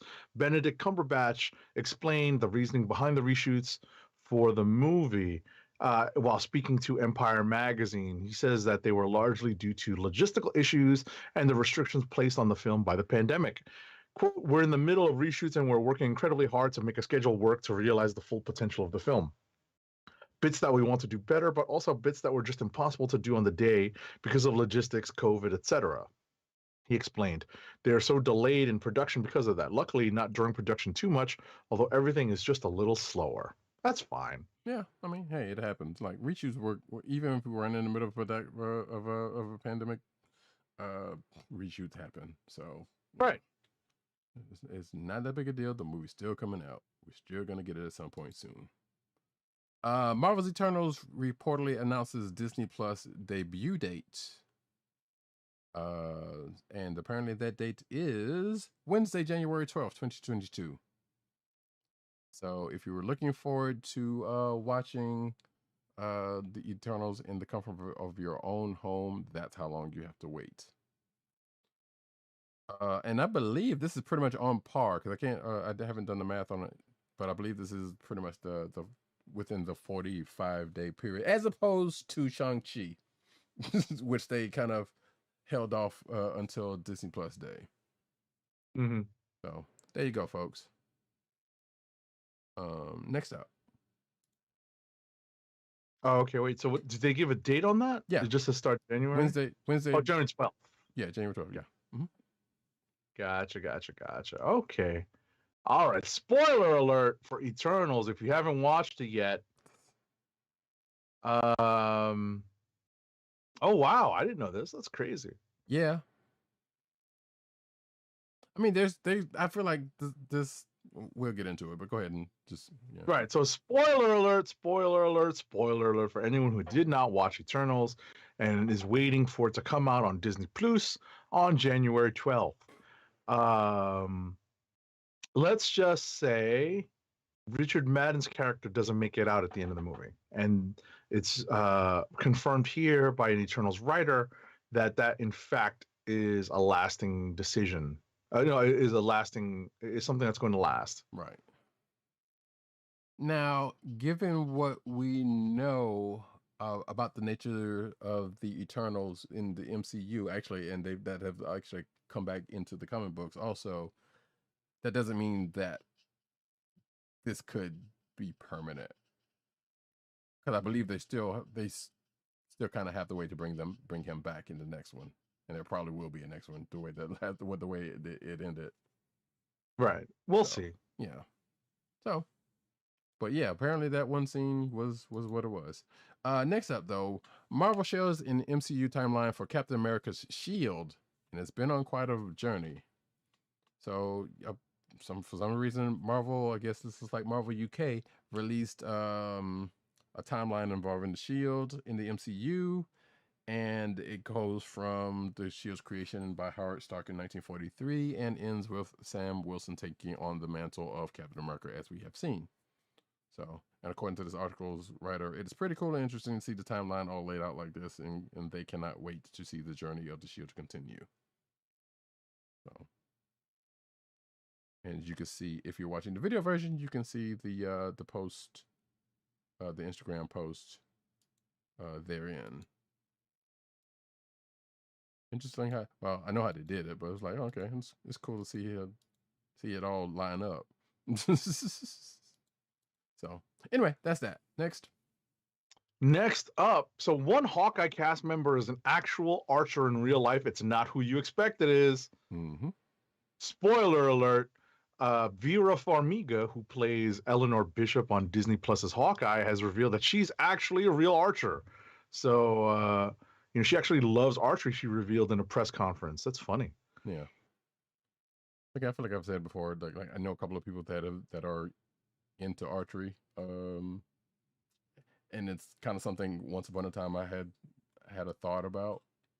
Maybe because of outside, maybe not. I mean, not this version, but just in the past. But I'm just saying, I did it in college, so I shot a bow and arrow a few times. I did it in high school, and that's why I also scraped my arm from it, because they didn't necessarily teach us how to do it. They just like give us a bow and arrow, and it's like, here, there's a target, go for it. Oh, for real? Basically. Oh, wow. Like it was a weird thing. I'm like, all right, cool, but just like they barely had even enough arm guards, but that's public schooling for you. Anyway, so that's an interesting bit of info to know, even if it doesn't come into any practice in the show.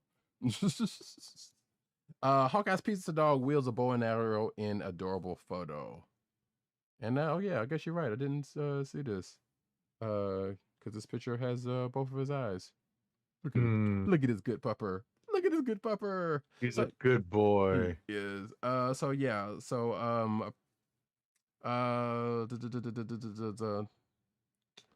the animal actor behind Pizza Dog is a golden retriever. We know this, named Jolt, and she celebrated Hawkeye's premiere by showing off her very own bow and arrow, which looks like a Minecraft bow and arrow, or at least a Minecraft bow. In her mouth, you can see the picture right here. Let's see, the pup posts her own Instagram account where she shows off her works and what she does in her free time, kind of like that the Hawkeye series. Because the thing was, this is what Clint does when he's not been in an adventure. So yeah.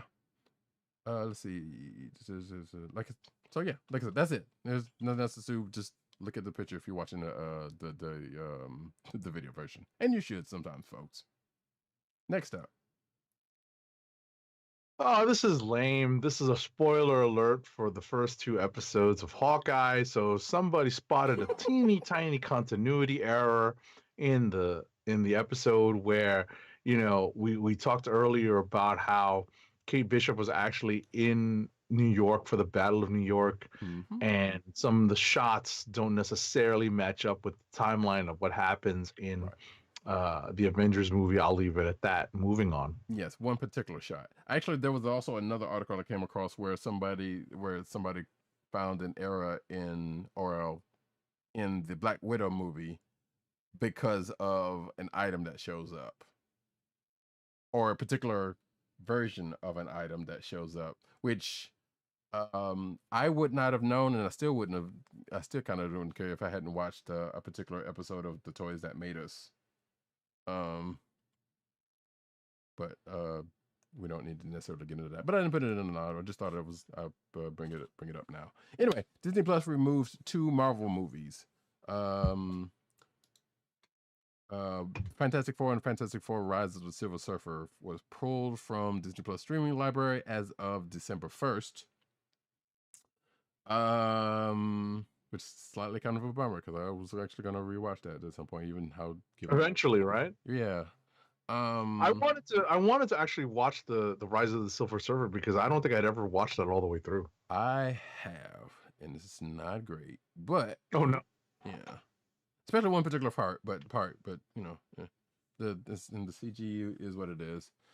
Let's see, but removed from this content. Oh wait, Fantastic Four had actually had a pretty good surprise run on Disney as the streaming service removed it from the content library back in August, only to quietly return it just days later. Which we may have talked about that. I don't remember. So I guess it's worth noting that the last Fantastic Four movie is still on there. The reboot with Michael B. Jordan and crew.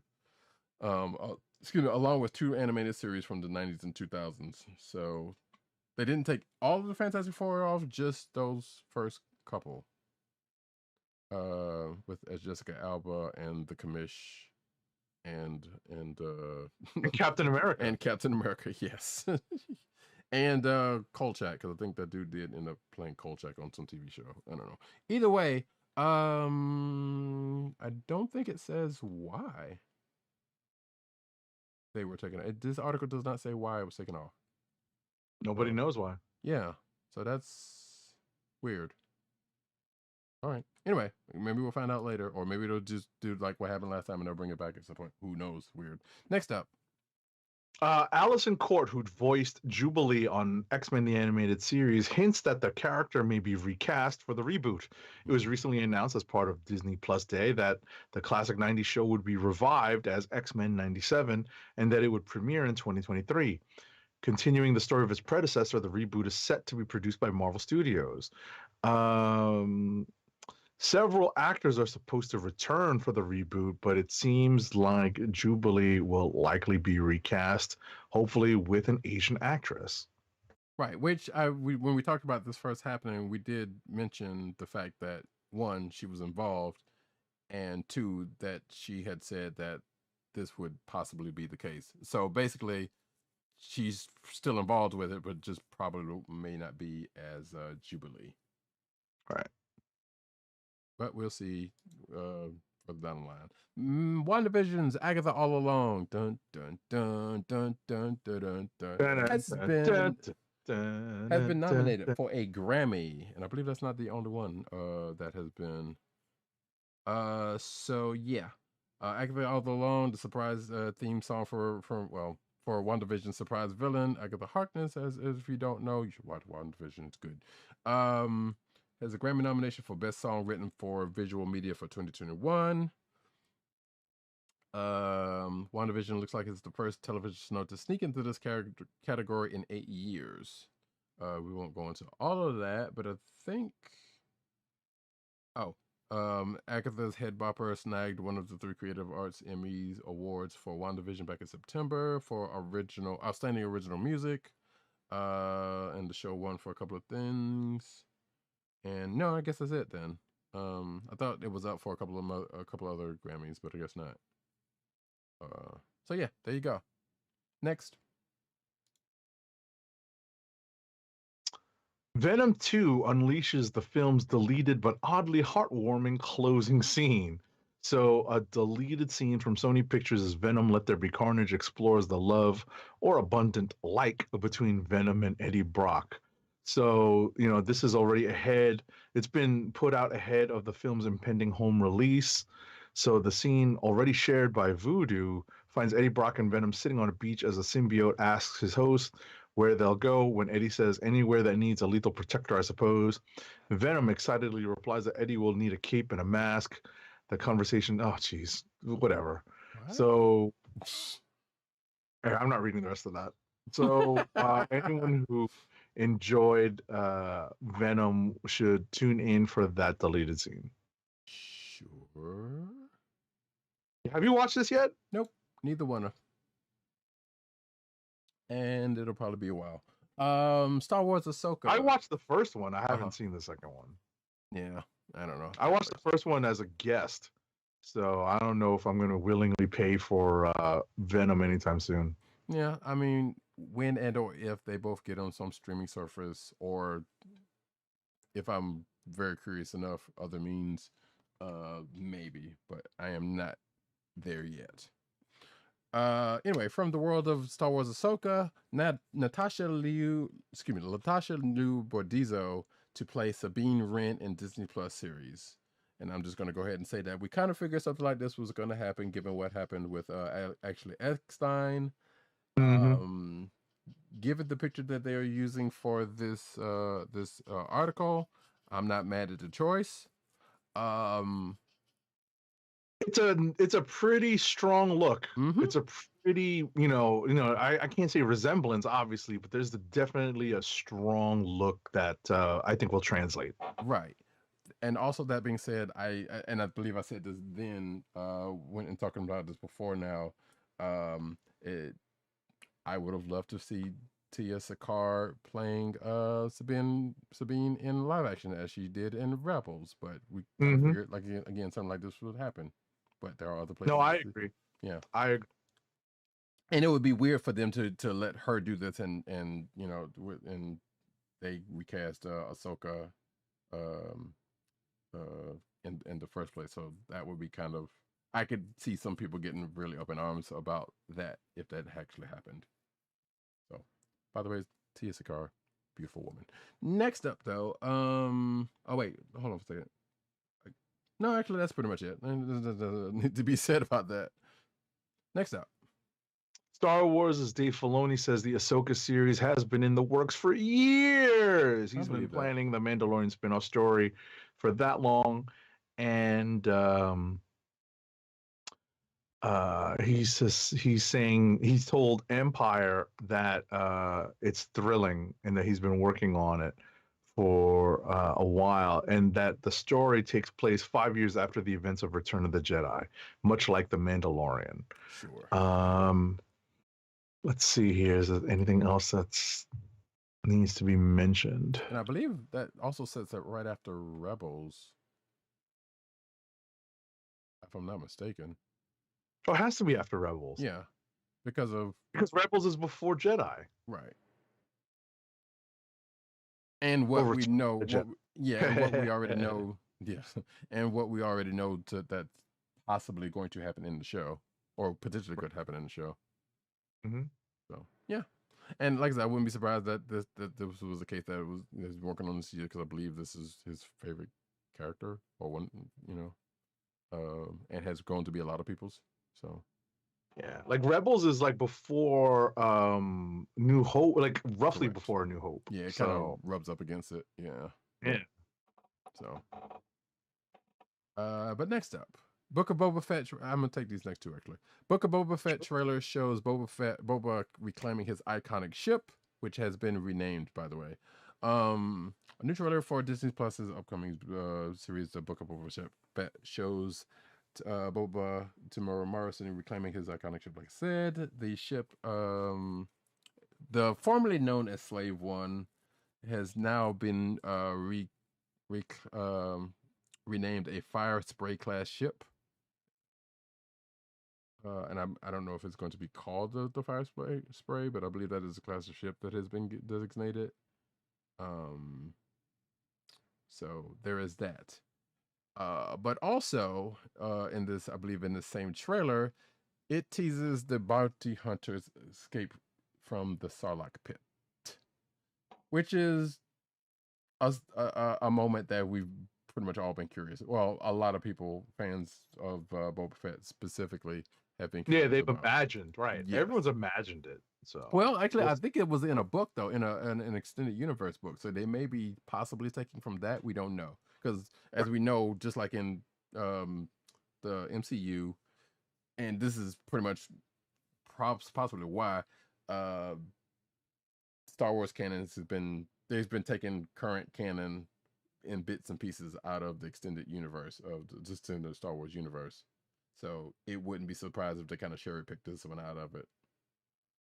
Or that particular thing out of it. Maybe not the same way that it was presented then, but possibly. We'll see. Next up. All right, next up, This is a spoiler for Netflix's Cowboy Bebop live action adaptation. Hmm. So if you did not make it to the end, this is a spoiler. Did you watch this yet, Roddykat?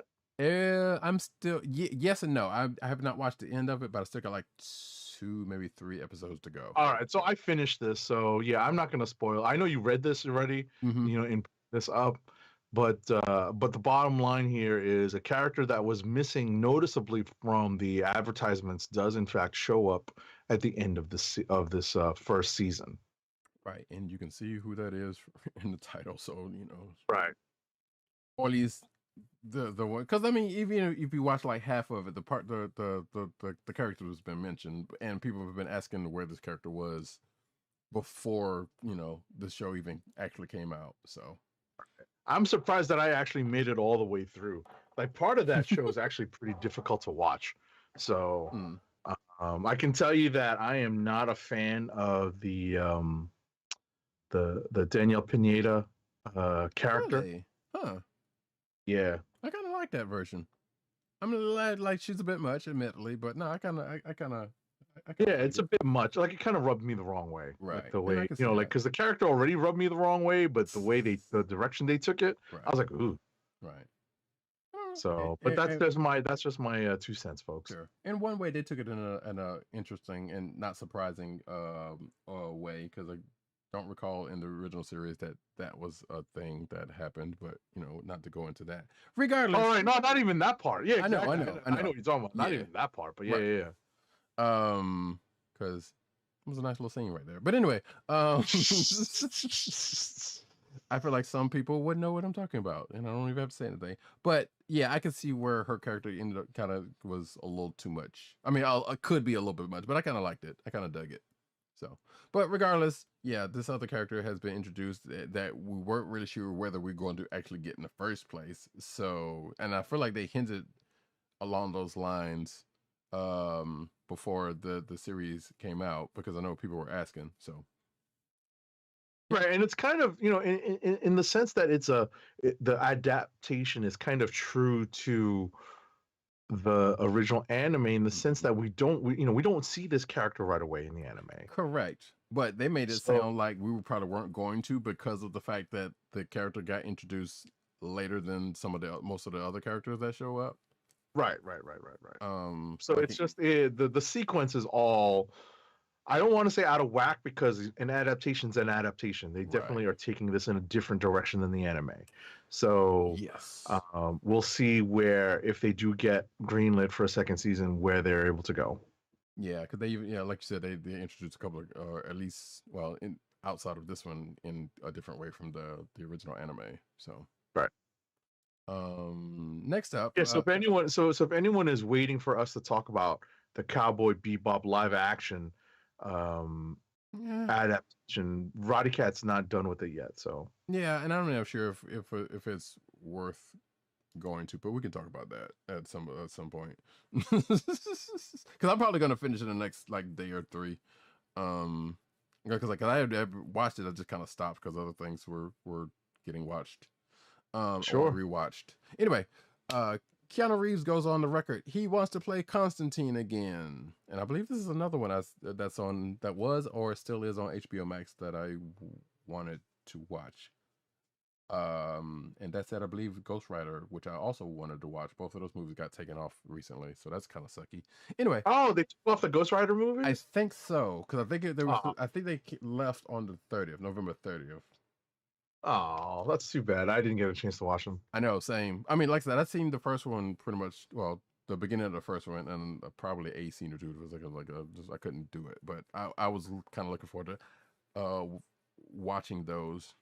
And for some stupid reason, Green Lantern, which I think is still on there, but yeah. Anyway, enough less said about that. The better. There is a chance that those could show up somewhere else or be back on the thing, but we don't know. Like I said, it looks like I think they might have been taken off. Anyway, Keanu Reeves said he wants to play John Constantine. For those who did not know, before this whole comic book movie craze happened, there were a slew of movies. There was still a handful of movies that came out. One of them was Constantine, and it was Keanu Reeves in his earlier days. I believe this was Was this before Speed? Or No, maybe during a no. It was no, probably during well after after that. Speed. I'm trying to. Well, after I don't think it was well after Speed, but regardless, it was Well after still early enough. Speed. I was still in college for Speed. Mm-hmm. But regardless, it was still early enough. Oh wait, 2005. So yeah, I guess you are right, huh? But regardless, he says he's open to play Constantine again. Whether that's actually going to happen, who even knows? But I've been curious about watching that because I know some people who love that movie, and I've never watched it. What movie? Constantine. Constantine. Yeah. I thought you were talking about Speed. I'm like, Speed is awesome. Oh no, Speed's great. Oh no, I love Speed. Speed 2, that's another thing. But yeah, I was gonna say I never got to Speed 2. Oh, I my watched gosh. it. It was no. Oh my gosh. And then I believe there was the direct video Speed with somebody. Oh gosh. Yeah, with Jason Patrick. Who's the Terminator? Regardless, it doesn't matter. It doesn't really matter. Whatever. Yeah. Next up, the CW's battle. I'm like, once we got past the first Speed, I'm like, all right, let's not talk about this anymore. Yeah. Next up, the CW's Batwoman has unveiled a new image of Nicole Kang as Poison Ivy ahead of the show's mid-season finale on November 24th. The image depicts Mary Hamilton's transformation into Gotham City supervillain Poison Ivy as she gears up to use her newfound powers to stand up, stand out, and express her most deeply buried opinions and desires regardless of who or what may be in her way. Okay. Poison Ivy. I'm sure they're not going to use that song. That would be real cheesy if they did. So HBO Max basically put a censored version of the Birds of Prey movie. Yes, that long one that starred Harley Quinn. The long named one, I should say. Did you ever watch that? Yeah. Oh yeah, I did actually a couple of times. Not at this point. I've never gotten around to it. Mm-hmm. Well, so they recently put a censored version up, but they have since put the R-rated version back on HBO Max. So apparently it was mistakenly. It says here that the broadcast cable version of Birds of Prey was mistakenly added to HBO Max. I don't know how you would make that mistake, but sure. No, that's an easy coding mistake. They probably sourced it wrong or misnamed the file in their on their server because I'm willing to bet that's exactly what happened. Maybe is that the file that goes out to the networks was misnamed or something. I guess, but I feel like the broadcast cable version would probably be put in a different place than the stuff that goes up on HBO Max. But yeah, it's all the same server. Not always. You've done IT. I wouldn't be surprised that it's all the same server. You're right. That could very happen. And yes, I'm quite aware of that. But still, I feel like broadcast version, HBO Max version, like a version that's not even supposed to be out on streaming services. I don't know.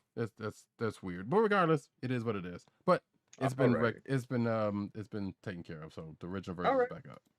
Next up, Jason Momoa's Crow reboot test footage has surfaced. So it surfaced online. Ryan Unicomb shared the 2 clips on Twitter after stills from the test footage began circulating online. Quote, so here's some of the actual footage. Hope they get the chance to revisit this one day, Unicomb wrote. He followed up with a second clip saying there's always been some confusion around if it's from before he was cast or not. He's personally never been able to confirm, but perhaps director Corin Hardy can. Okay. That's interesting. So in this... Momoa and Hardy left the Crow reboot in 2018. Mm-hmm. Okay. So wrestling fans may note this, and I probably should know this, but if you look at the if you're looking at the video version, you can see the Twitter post from Mr. Unicomb that Jason Momoa, if that's indeed who this is in this makeup, looks like a wrestler. Particular, almost would say the Undertaker. Well, Sting, right? Well, Sting. Sting, not Undertaker. Right, yes. Sting based his look on the Crow. Right, but it looks like Sting. More like Sting as opposed to the Crow. Exactly. Eric, like rest in peace, Brandon Lee. Yeah, I gotcha. Right. Next up, Noctera series based on Image Comics title in works at Netflix. So let's see. The streaming giant is teaming up with writer Robert Patino to develop a series adaptation of Image Comics title Noctera. The drama, which is in development, marks the first project to stem from a new multi-year, overall deal Patino has signed with the streaming giant. Patino currently serves as showrunner on HBO Max's upcoming comics adaptation of DMZ, and will create and develop new projects for Netflix via his Analog Inc. production banner. Noctera is penned by Scott Snyder and Tony S. Daniel, and there you go. Next. All right, so don't panic that Star Trek Discovery vanished from Netflix in many countries outside of the United States right before season 4 arrived. You might have a stopgap solution depending on where you live. Viacom CBS has revealed that Discovery's latest season will be available on the company's free Pluto TV service in Austria, France, Germany, Italy, Spain, Switzerland, and the UK starting November 26th. Okay. Right. And you might not if you have a VPN, but we're not going to talk about that. It's okay. Yeah. There's many reasons to have a VPN. So anyway, the animation guild's writers are ready to negotiate for pay parity. And actually, I didn't get a follow up to this article, but apparently, after months of negotiations between the International Alliance of Theatrical Stage Employees and the Alliance of Motion Picture and Television Producers, the two organizations finally came to an agreement last month, shortly after the first group threatened to strike. Through the first group's leadership made the newly ratified basic agreement out to be a major win for the union. Multiple members were quick to voice their concerns that the new deal didn't go far enough to address issues for better residuals and stricter protections for on-set breaks. And like I said, I didn't get a follow-up to this, but apparently this is probably something still going. Oh, and apparently the aforementioned, well, at least earlier, Marguerite Scott is the TAG Writers Committee chair, which is the Animation Guild, if you were wondering what that was. So I guess more developments on that as they come, if we keep up with that.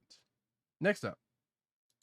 Ahead of the premiere of the Jujutsu Kaisen Zero anime film on December 24th in Japan, before the release special program will be broadcast on ABEMA, ABEMA, with more details on the film set to be unveiled during the program. The main cast of the film is set to appear in the program, where they'll be quizzed on their knowledge of the series as well as talk more about the film. The special is set to air on the ABEMA platform on December 4th at 8 p.m. for an hour. After the airing, the entire Jujutsu Kaisen TV anime will be aired as a marathon. MAPPA returns to animate Jujutsu Kaisen Zero with director Sung-Hoo Park at the helm and Toho distributing the film in theaters in Japan. The anime film was announced at the end of the Jujutsu Kaisen TV anime series, which is streaming on Crunchyroll and other places. So I guess this movie may be similar to Demon Slayer, where it may be more impactful on the series as a whole. Maybe, but this sounds like I believe this is something that takes place before the series, as opposed to that Demon Slayer movie being in between seasons. Well, yeah, like literally like a continuation. Right. Yeah. So, but yeah, I'm not entirely sure, and I don't know when we're gonna get over here. So, that's that. Netflix's Avatar live action series to start production soon, according to actor Daniel Day Kim, who is apparently playing Firelord Ozai. Let's see. During a recent interview with Collider, he said this, and said in response to being asked if he knew when it was going to begin, he said, "I think production starts in a couple of weeks, as of 4 days ago, anyway." No further updates were provided, though, with Netflix's live-action Avatar adaptation still lacking an official or expected release dates as well. So, there you go. Next. Peanuts is celebrating New Year's Eve in Lucy Van Pelt focused special. So Apple TV dropped a trailer for the upcoming Peanuts special for Old Lang Syne, which is the title and the title of the special. The trailer sees Lucy reeling from her grandmother not showing up for Christmas. To help prove how lovable she is, Lucy decides to throw an extravagant New Year's Eve party. Meanwhile, Charlie Brown reflects on his various New Year's resolutions, none of which he's been able to accomplish. I love it. And they better not put Franklin at the on the side of the table by his damn self. God damn it. Oh. You know, classic Peanuts folks will know about that, which is still crazy to say that all the Peanut stuff is on Apple TV. That is absolutely crazy. Anyway, I'll take these next two. The Matrix 4 image pits Hamilton's Jonathan Groff against Keanu Reeves' Neo. So yeah, apparently there's a new image from the Matrix Resurrections that said what I just said. As you can see here in the video version, you can see the Keanu's kick being blocked by King George, who I guess is going to be an agent in Matrix Resurrections. Probably won't be any singing, but we can't rule it out. Awesome. Wow. Thank you. I was hoping you were going to do that. Thank you very much. I appreciate that.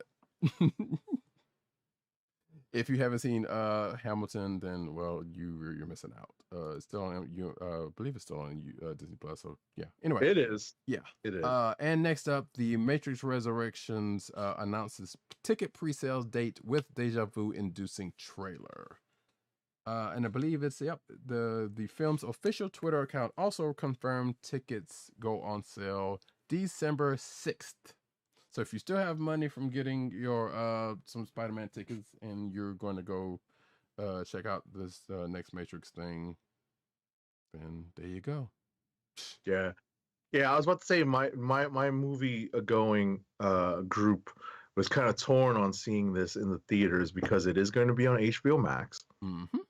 And but it feels like this is a theater experience. Yeah. So we may circle back to it once we watch it at home and see if it's worth going to the theaters. Fun fact, not so fun fact. I don't believe I've watched. No, actually, that's not true. I definitely didn't watch the first Matrix in the movie theaters. Because in fact, I watched it. That was the first movie I got a Blu-ray. I mean, a DVD player for my computer, no less. Wow. Yeah. No, I definitely watched that on after a Blockbuster rental. I want to say I probably watched it on VHS. Right. In fact, I bought the movie before I even had the DVD player for my PC, and then ended up buying because I was sitting on it for like a couple of weeks before I ended up get one and putting it in. But I believe I have since watched like one or if not two, probably the other two I watched in the theater, which Gotcha. that was the wrong order to do that in. Some would argue. Listen, I admit I'm pretty sure I watched the second two in the theater as well. Right. So, but this one, yeah, I'm kind of like you and your guru. Like, I don't know. This is going to be on HBO Max, and I don't know. That's a hard proposition given these days and times. Even though, like you said, we're just coming off of watching watching No Way Home. Right. So it's a lot of time spent in the movie theaters during the holidays, especially if if things get a little hairy, public health wise. So yeah, I don't know about you, but my D20 dice rolls have not been that great, and I haven't even been playing Dungeons and Dragons. So that's funny. If you're asking why Roddykat would just randomly roll around a D20, don't worry about it. Don't worry about it, sweetheart. Anyway, next up. We're getting. Oh no, we're transitioning, right? Yes, we are. We're getting into the comic book news.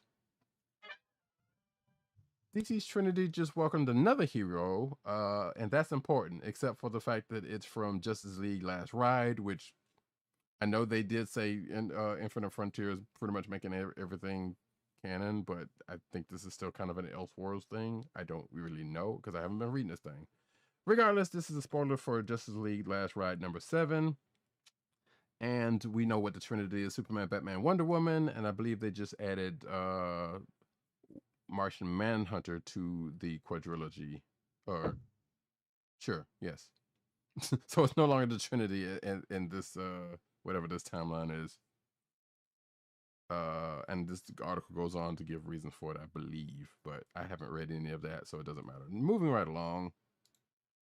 All right, next up, DC writer Joshua Williamson breaks down new Justice League Incarnate series. So, he says that the miniseries is 5 issues, but it is the second act of the Infinite Frontier saga that they're building over at DC. It's a trilogy that started with Infinite Frontier #0, following Dark Knight's Death Metal.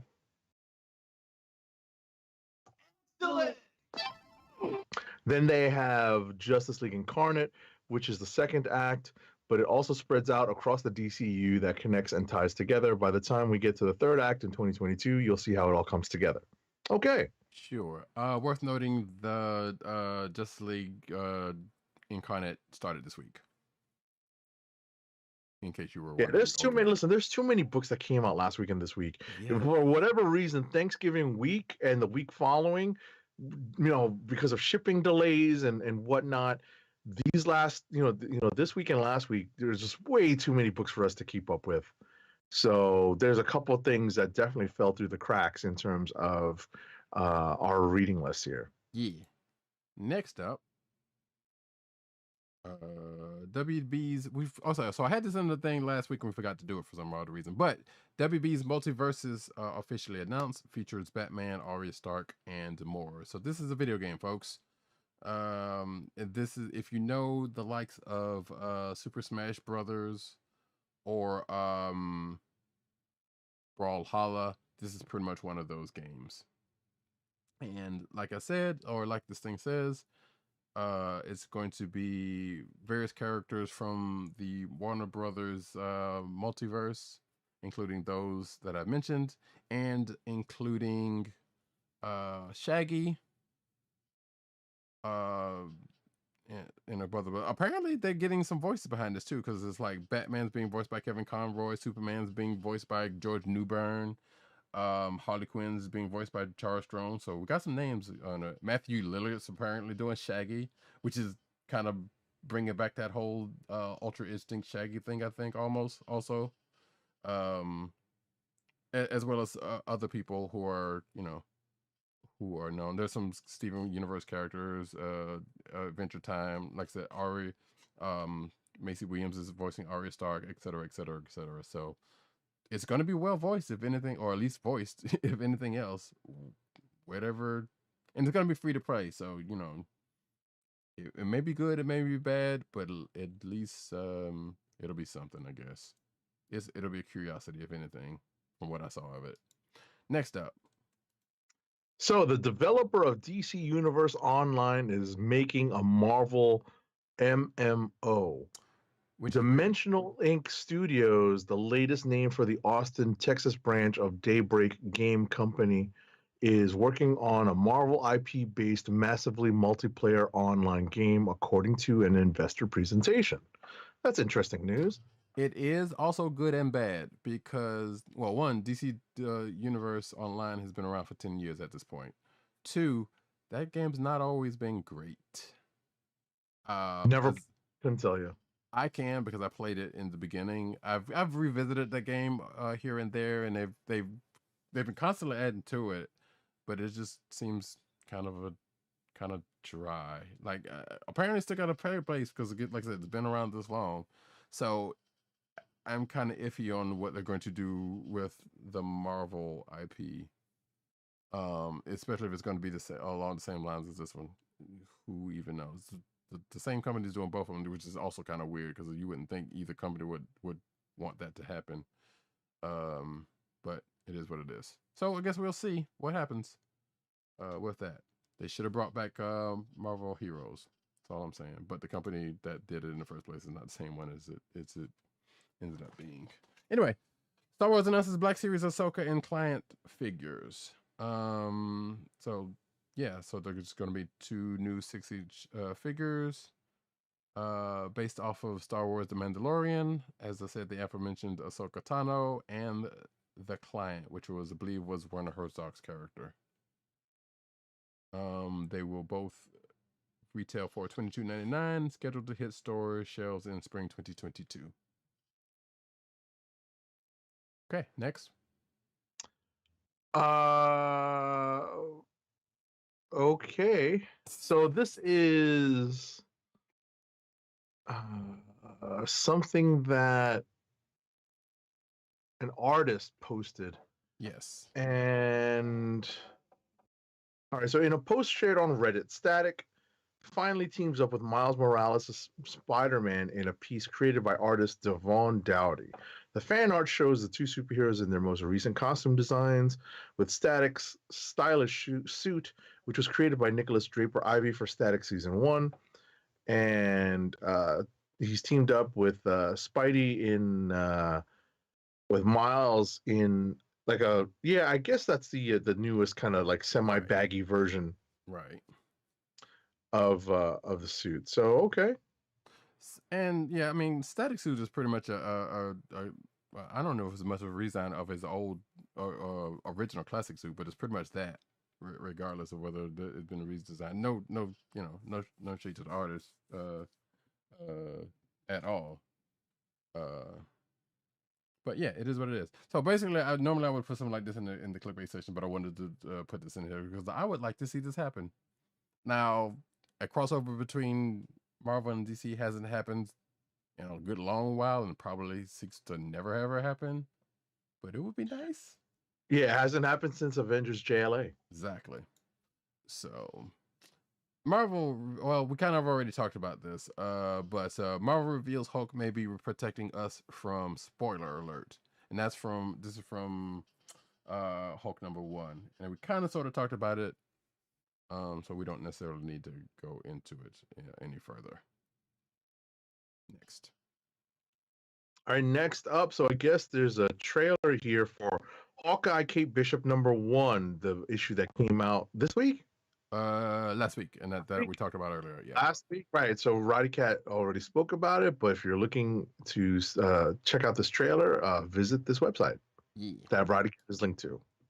Yeah, which is the Marvel site. So I don't know. It's a weird thing that the comic books are getting trailers in the first place. So that's kind of funny. Anyway, Cable recruits a multiversal X-Force for Killshot anniversary special preview, which I believe came out this week. Killshot?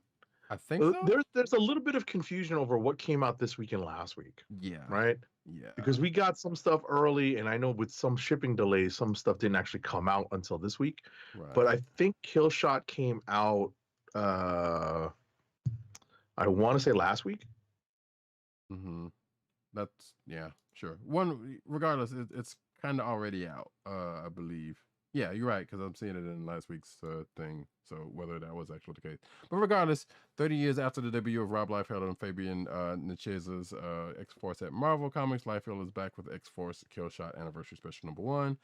That the iconic creator who's... Okay. Anyway, let's do the sniffing glue. Let me stop. That's not nice. Says it will be their biggest, wildest, most consequential adventure to date. Et cetera, et cetera, et cetera. There's a preview there's a 5-page unlettered preview of it, but the issue is already out, so you can go check one to see the other if you are so inclined. Next up, and this is something that we actually spoke about when we saw the preview image or in the solicitations for the upcoming the next Marvel Voices Legacy that's due out in time to honor or to observe Black History Month. On this cover, it seems that Sam Wilson's going to get a new shield that honors his Captain America and Falcon roles with a unique emblem. So,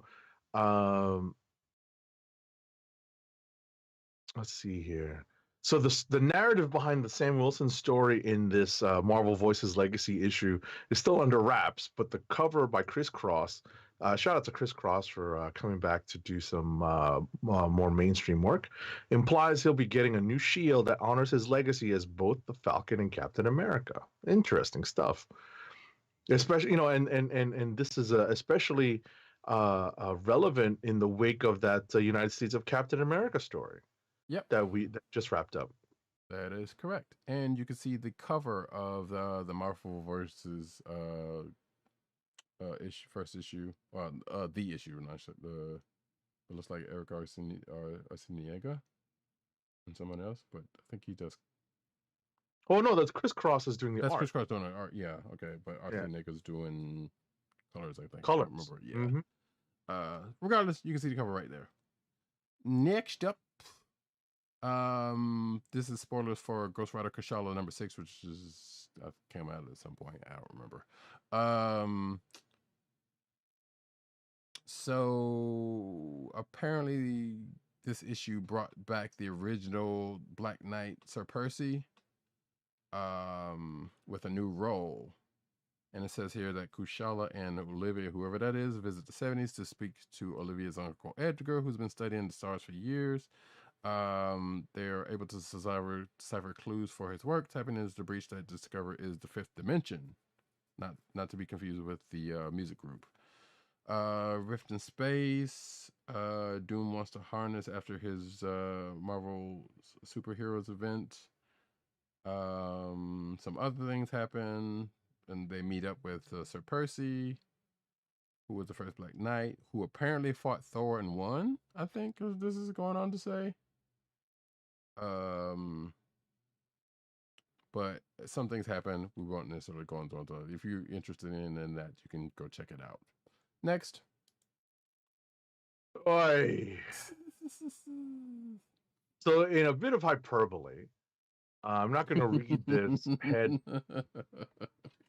but apparently, Marvel Comics has provided CBR with an exclusive preview of Amazing Spider-Man number 80.bay by writer Cody Ziegler, artists Yvonne Forelli, Carlos Gomez, and Paco Medina, colorist Rochelle Rosenberg, and letters by our Paisan VC's Joe Caramagna.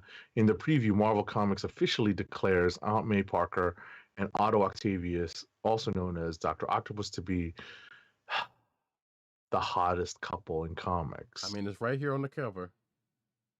Lord have mercy.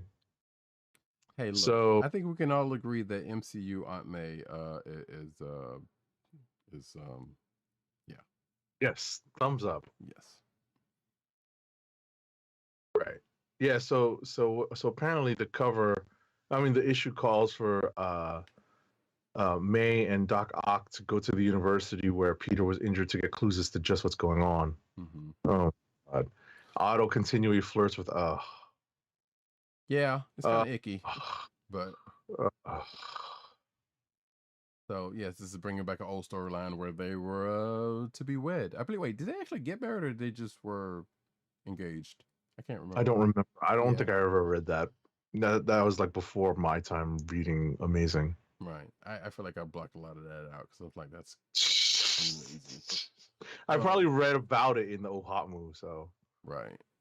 So yeah, but we kind of hinted a little bit of it earlier, and so yeah.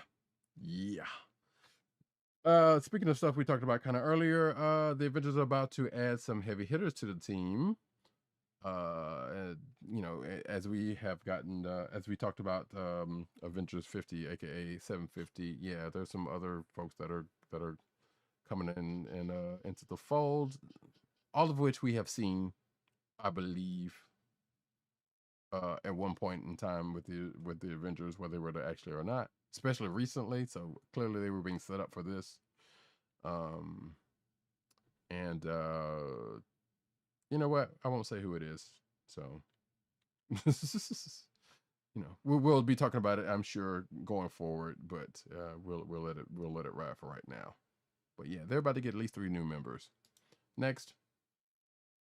All right. So Marvel Comics may have just confirmed the new Iron Fist is exactly who we think it is. Something we talked about earlier, Mm-hmm. coming out of the events of the Death of Doctor Strange, White Fox issue that came out this week, by upcoming Iron Fist writer Alyssa Wong and artists Andy Tong, Luciano Vecchio, and Arif Prianto. All but confirms that the new Iron Fist is a hero we already know and exactly who some writers, including the folks over at Newsarama, has been expecting it to be Swordmaster.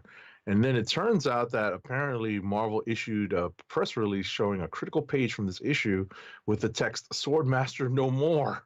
So yeah, they are definitely not hiding this fact. Right. Yeah. Which sometimes it's good that you do let it be a surprise, but I know that's. I feel like there was something. Weirdly enough, there was something that was spoiled thanks to a certain website that I won't name for either this week or last week. Or I believe from this one of this week's books that made me unfollow that particular site's Twitter account Okay. because of that. That's neither here nor there. Yeah, I'll ask Roddykat about that after the show. Yeah. Yeah. Anyway, first look at Magic #9 from Boom Studios. So yeah, this is a press release from Boom Studios. Blase Blase Blase. It's a first look at Magic #9, which is coming in December 21st, 21. You know, Jet McCage's writing it. Iguara is the artist. Colors Ariana Consani. You know, distinct team still together. And it goes into what they're dealing with here, which we will get into when that issue actually comes out. Next. Did Roddykat just say blase blase like when the East is in the house? Oh my god. Danger. Nice. Very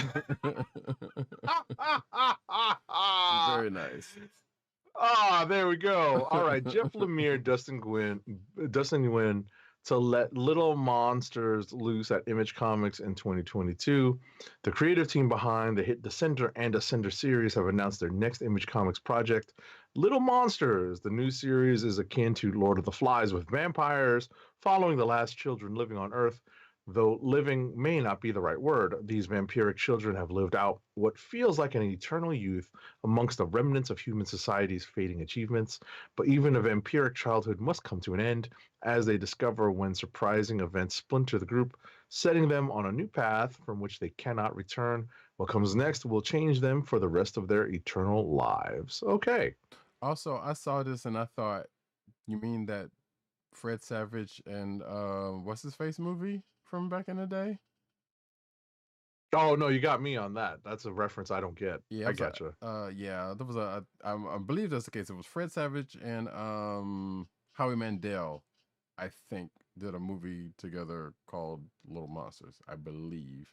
Doesn't matter. Next up, and last but not least, AWA reveals all new Latinx superhero series Primos. So the Latinx community is getting some brand new superheroes thanks to AWA, artists, writers, and artisans. And the new superhero comic book series is called Primos, not to be confused with DJ Premier.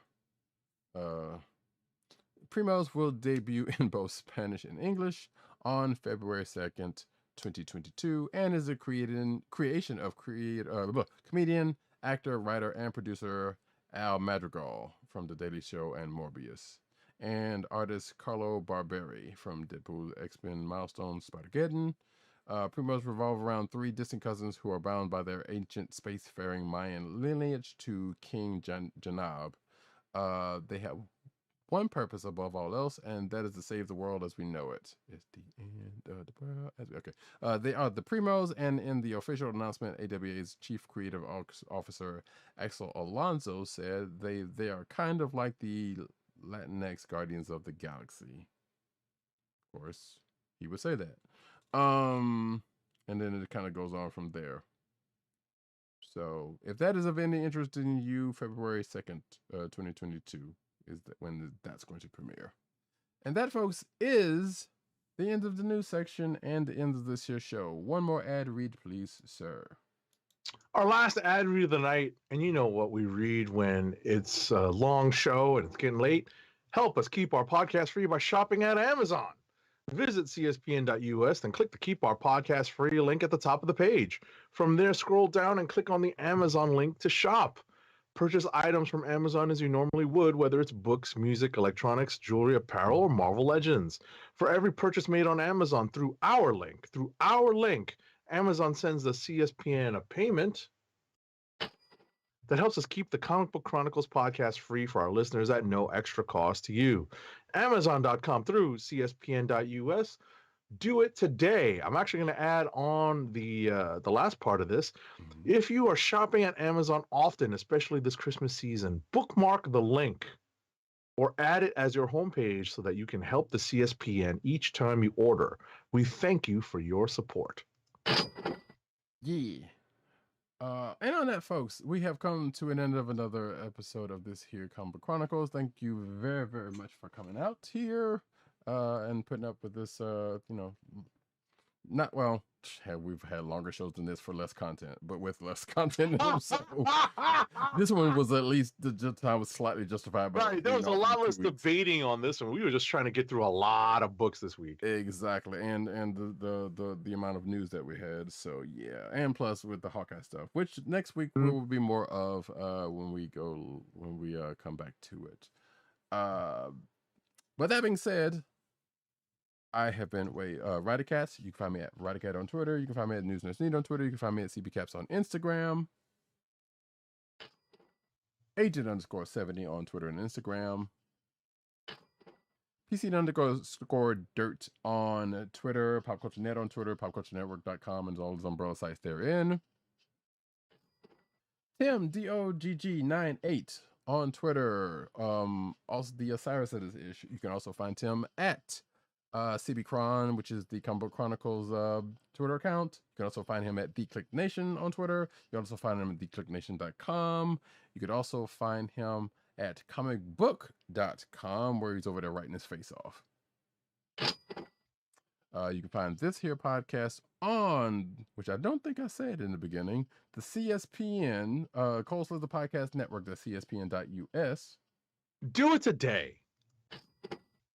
You can also find us on your podcast place of choice, which I think I also did not say at the beginning of the show. It's okay. Yeah, that's right. Get it one way or the other, right? But Google Play, Apple iTunes, aka Apple Podcasts, Spotify, or the Coastal of the Podcast Network's SoundCloud page. And of course, you can find us recording live every Thursday night, with the exception of a couple of weeks, on the YouTube channel of the Kliq Nation. That's youtube.com/the Kliq Nation and twitch.tv/Comic Book Chronicles, all in a word. It's quiet, too quiet. Come on, give us some come join the fun over here. Give us a follow on the on those one or two of those places, particularly the Twitch page, so we can get some more people, so we can do some things. But nevertheless, like I said, the audio will be out a couple of days after the recording, or you can still peruse this here video section, video whenever. And obviously make sure to hit like, subscribe, and hit the notification button, all that good stuff for podcasts and for video. Yeah. And with that, folks, this has been the Comic Book Chronicles. Peace. Peace. One. Wakanda forever!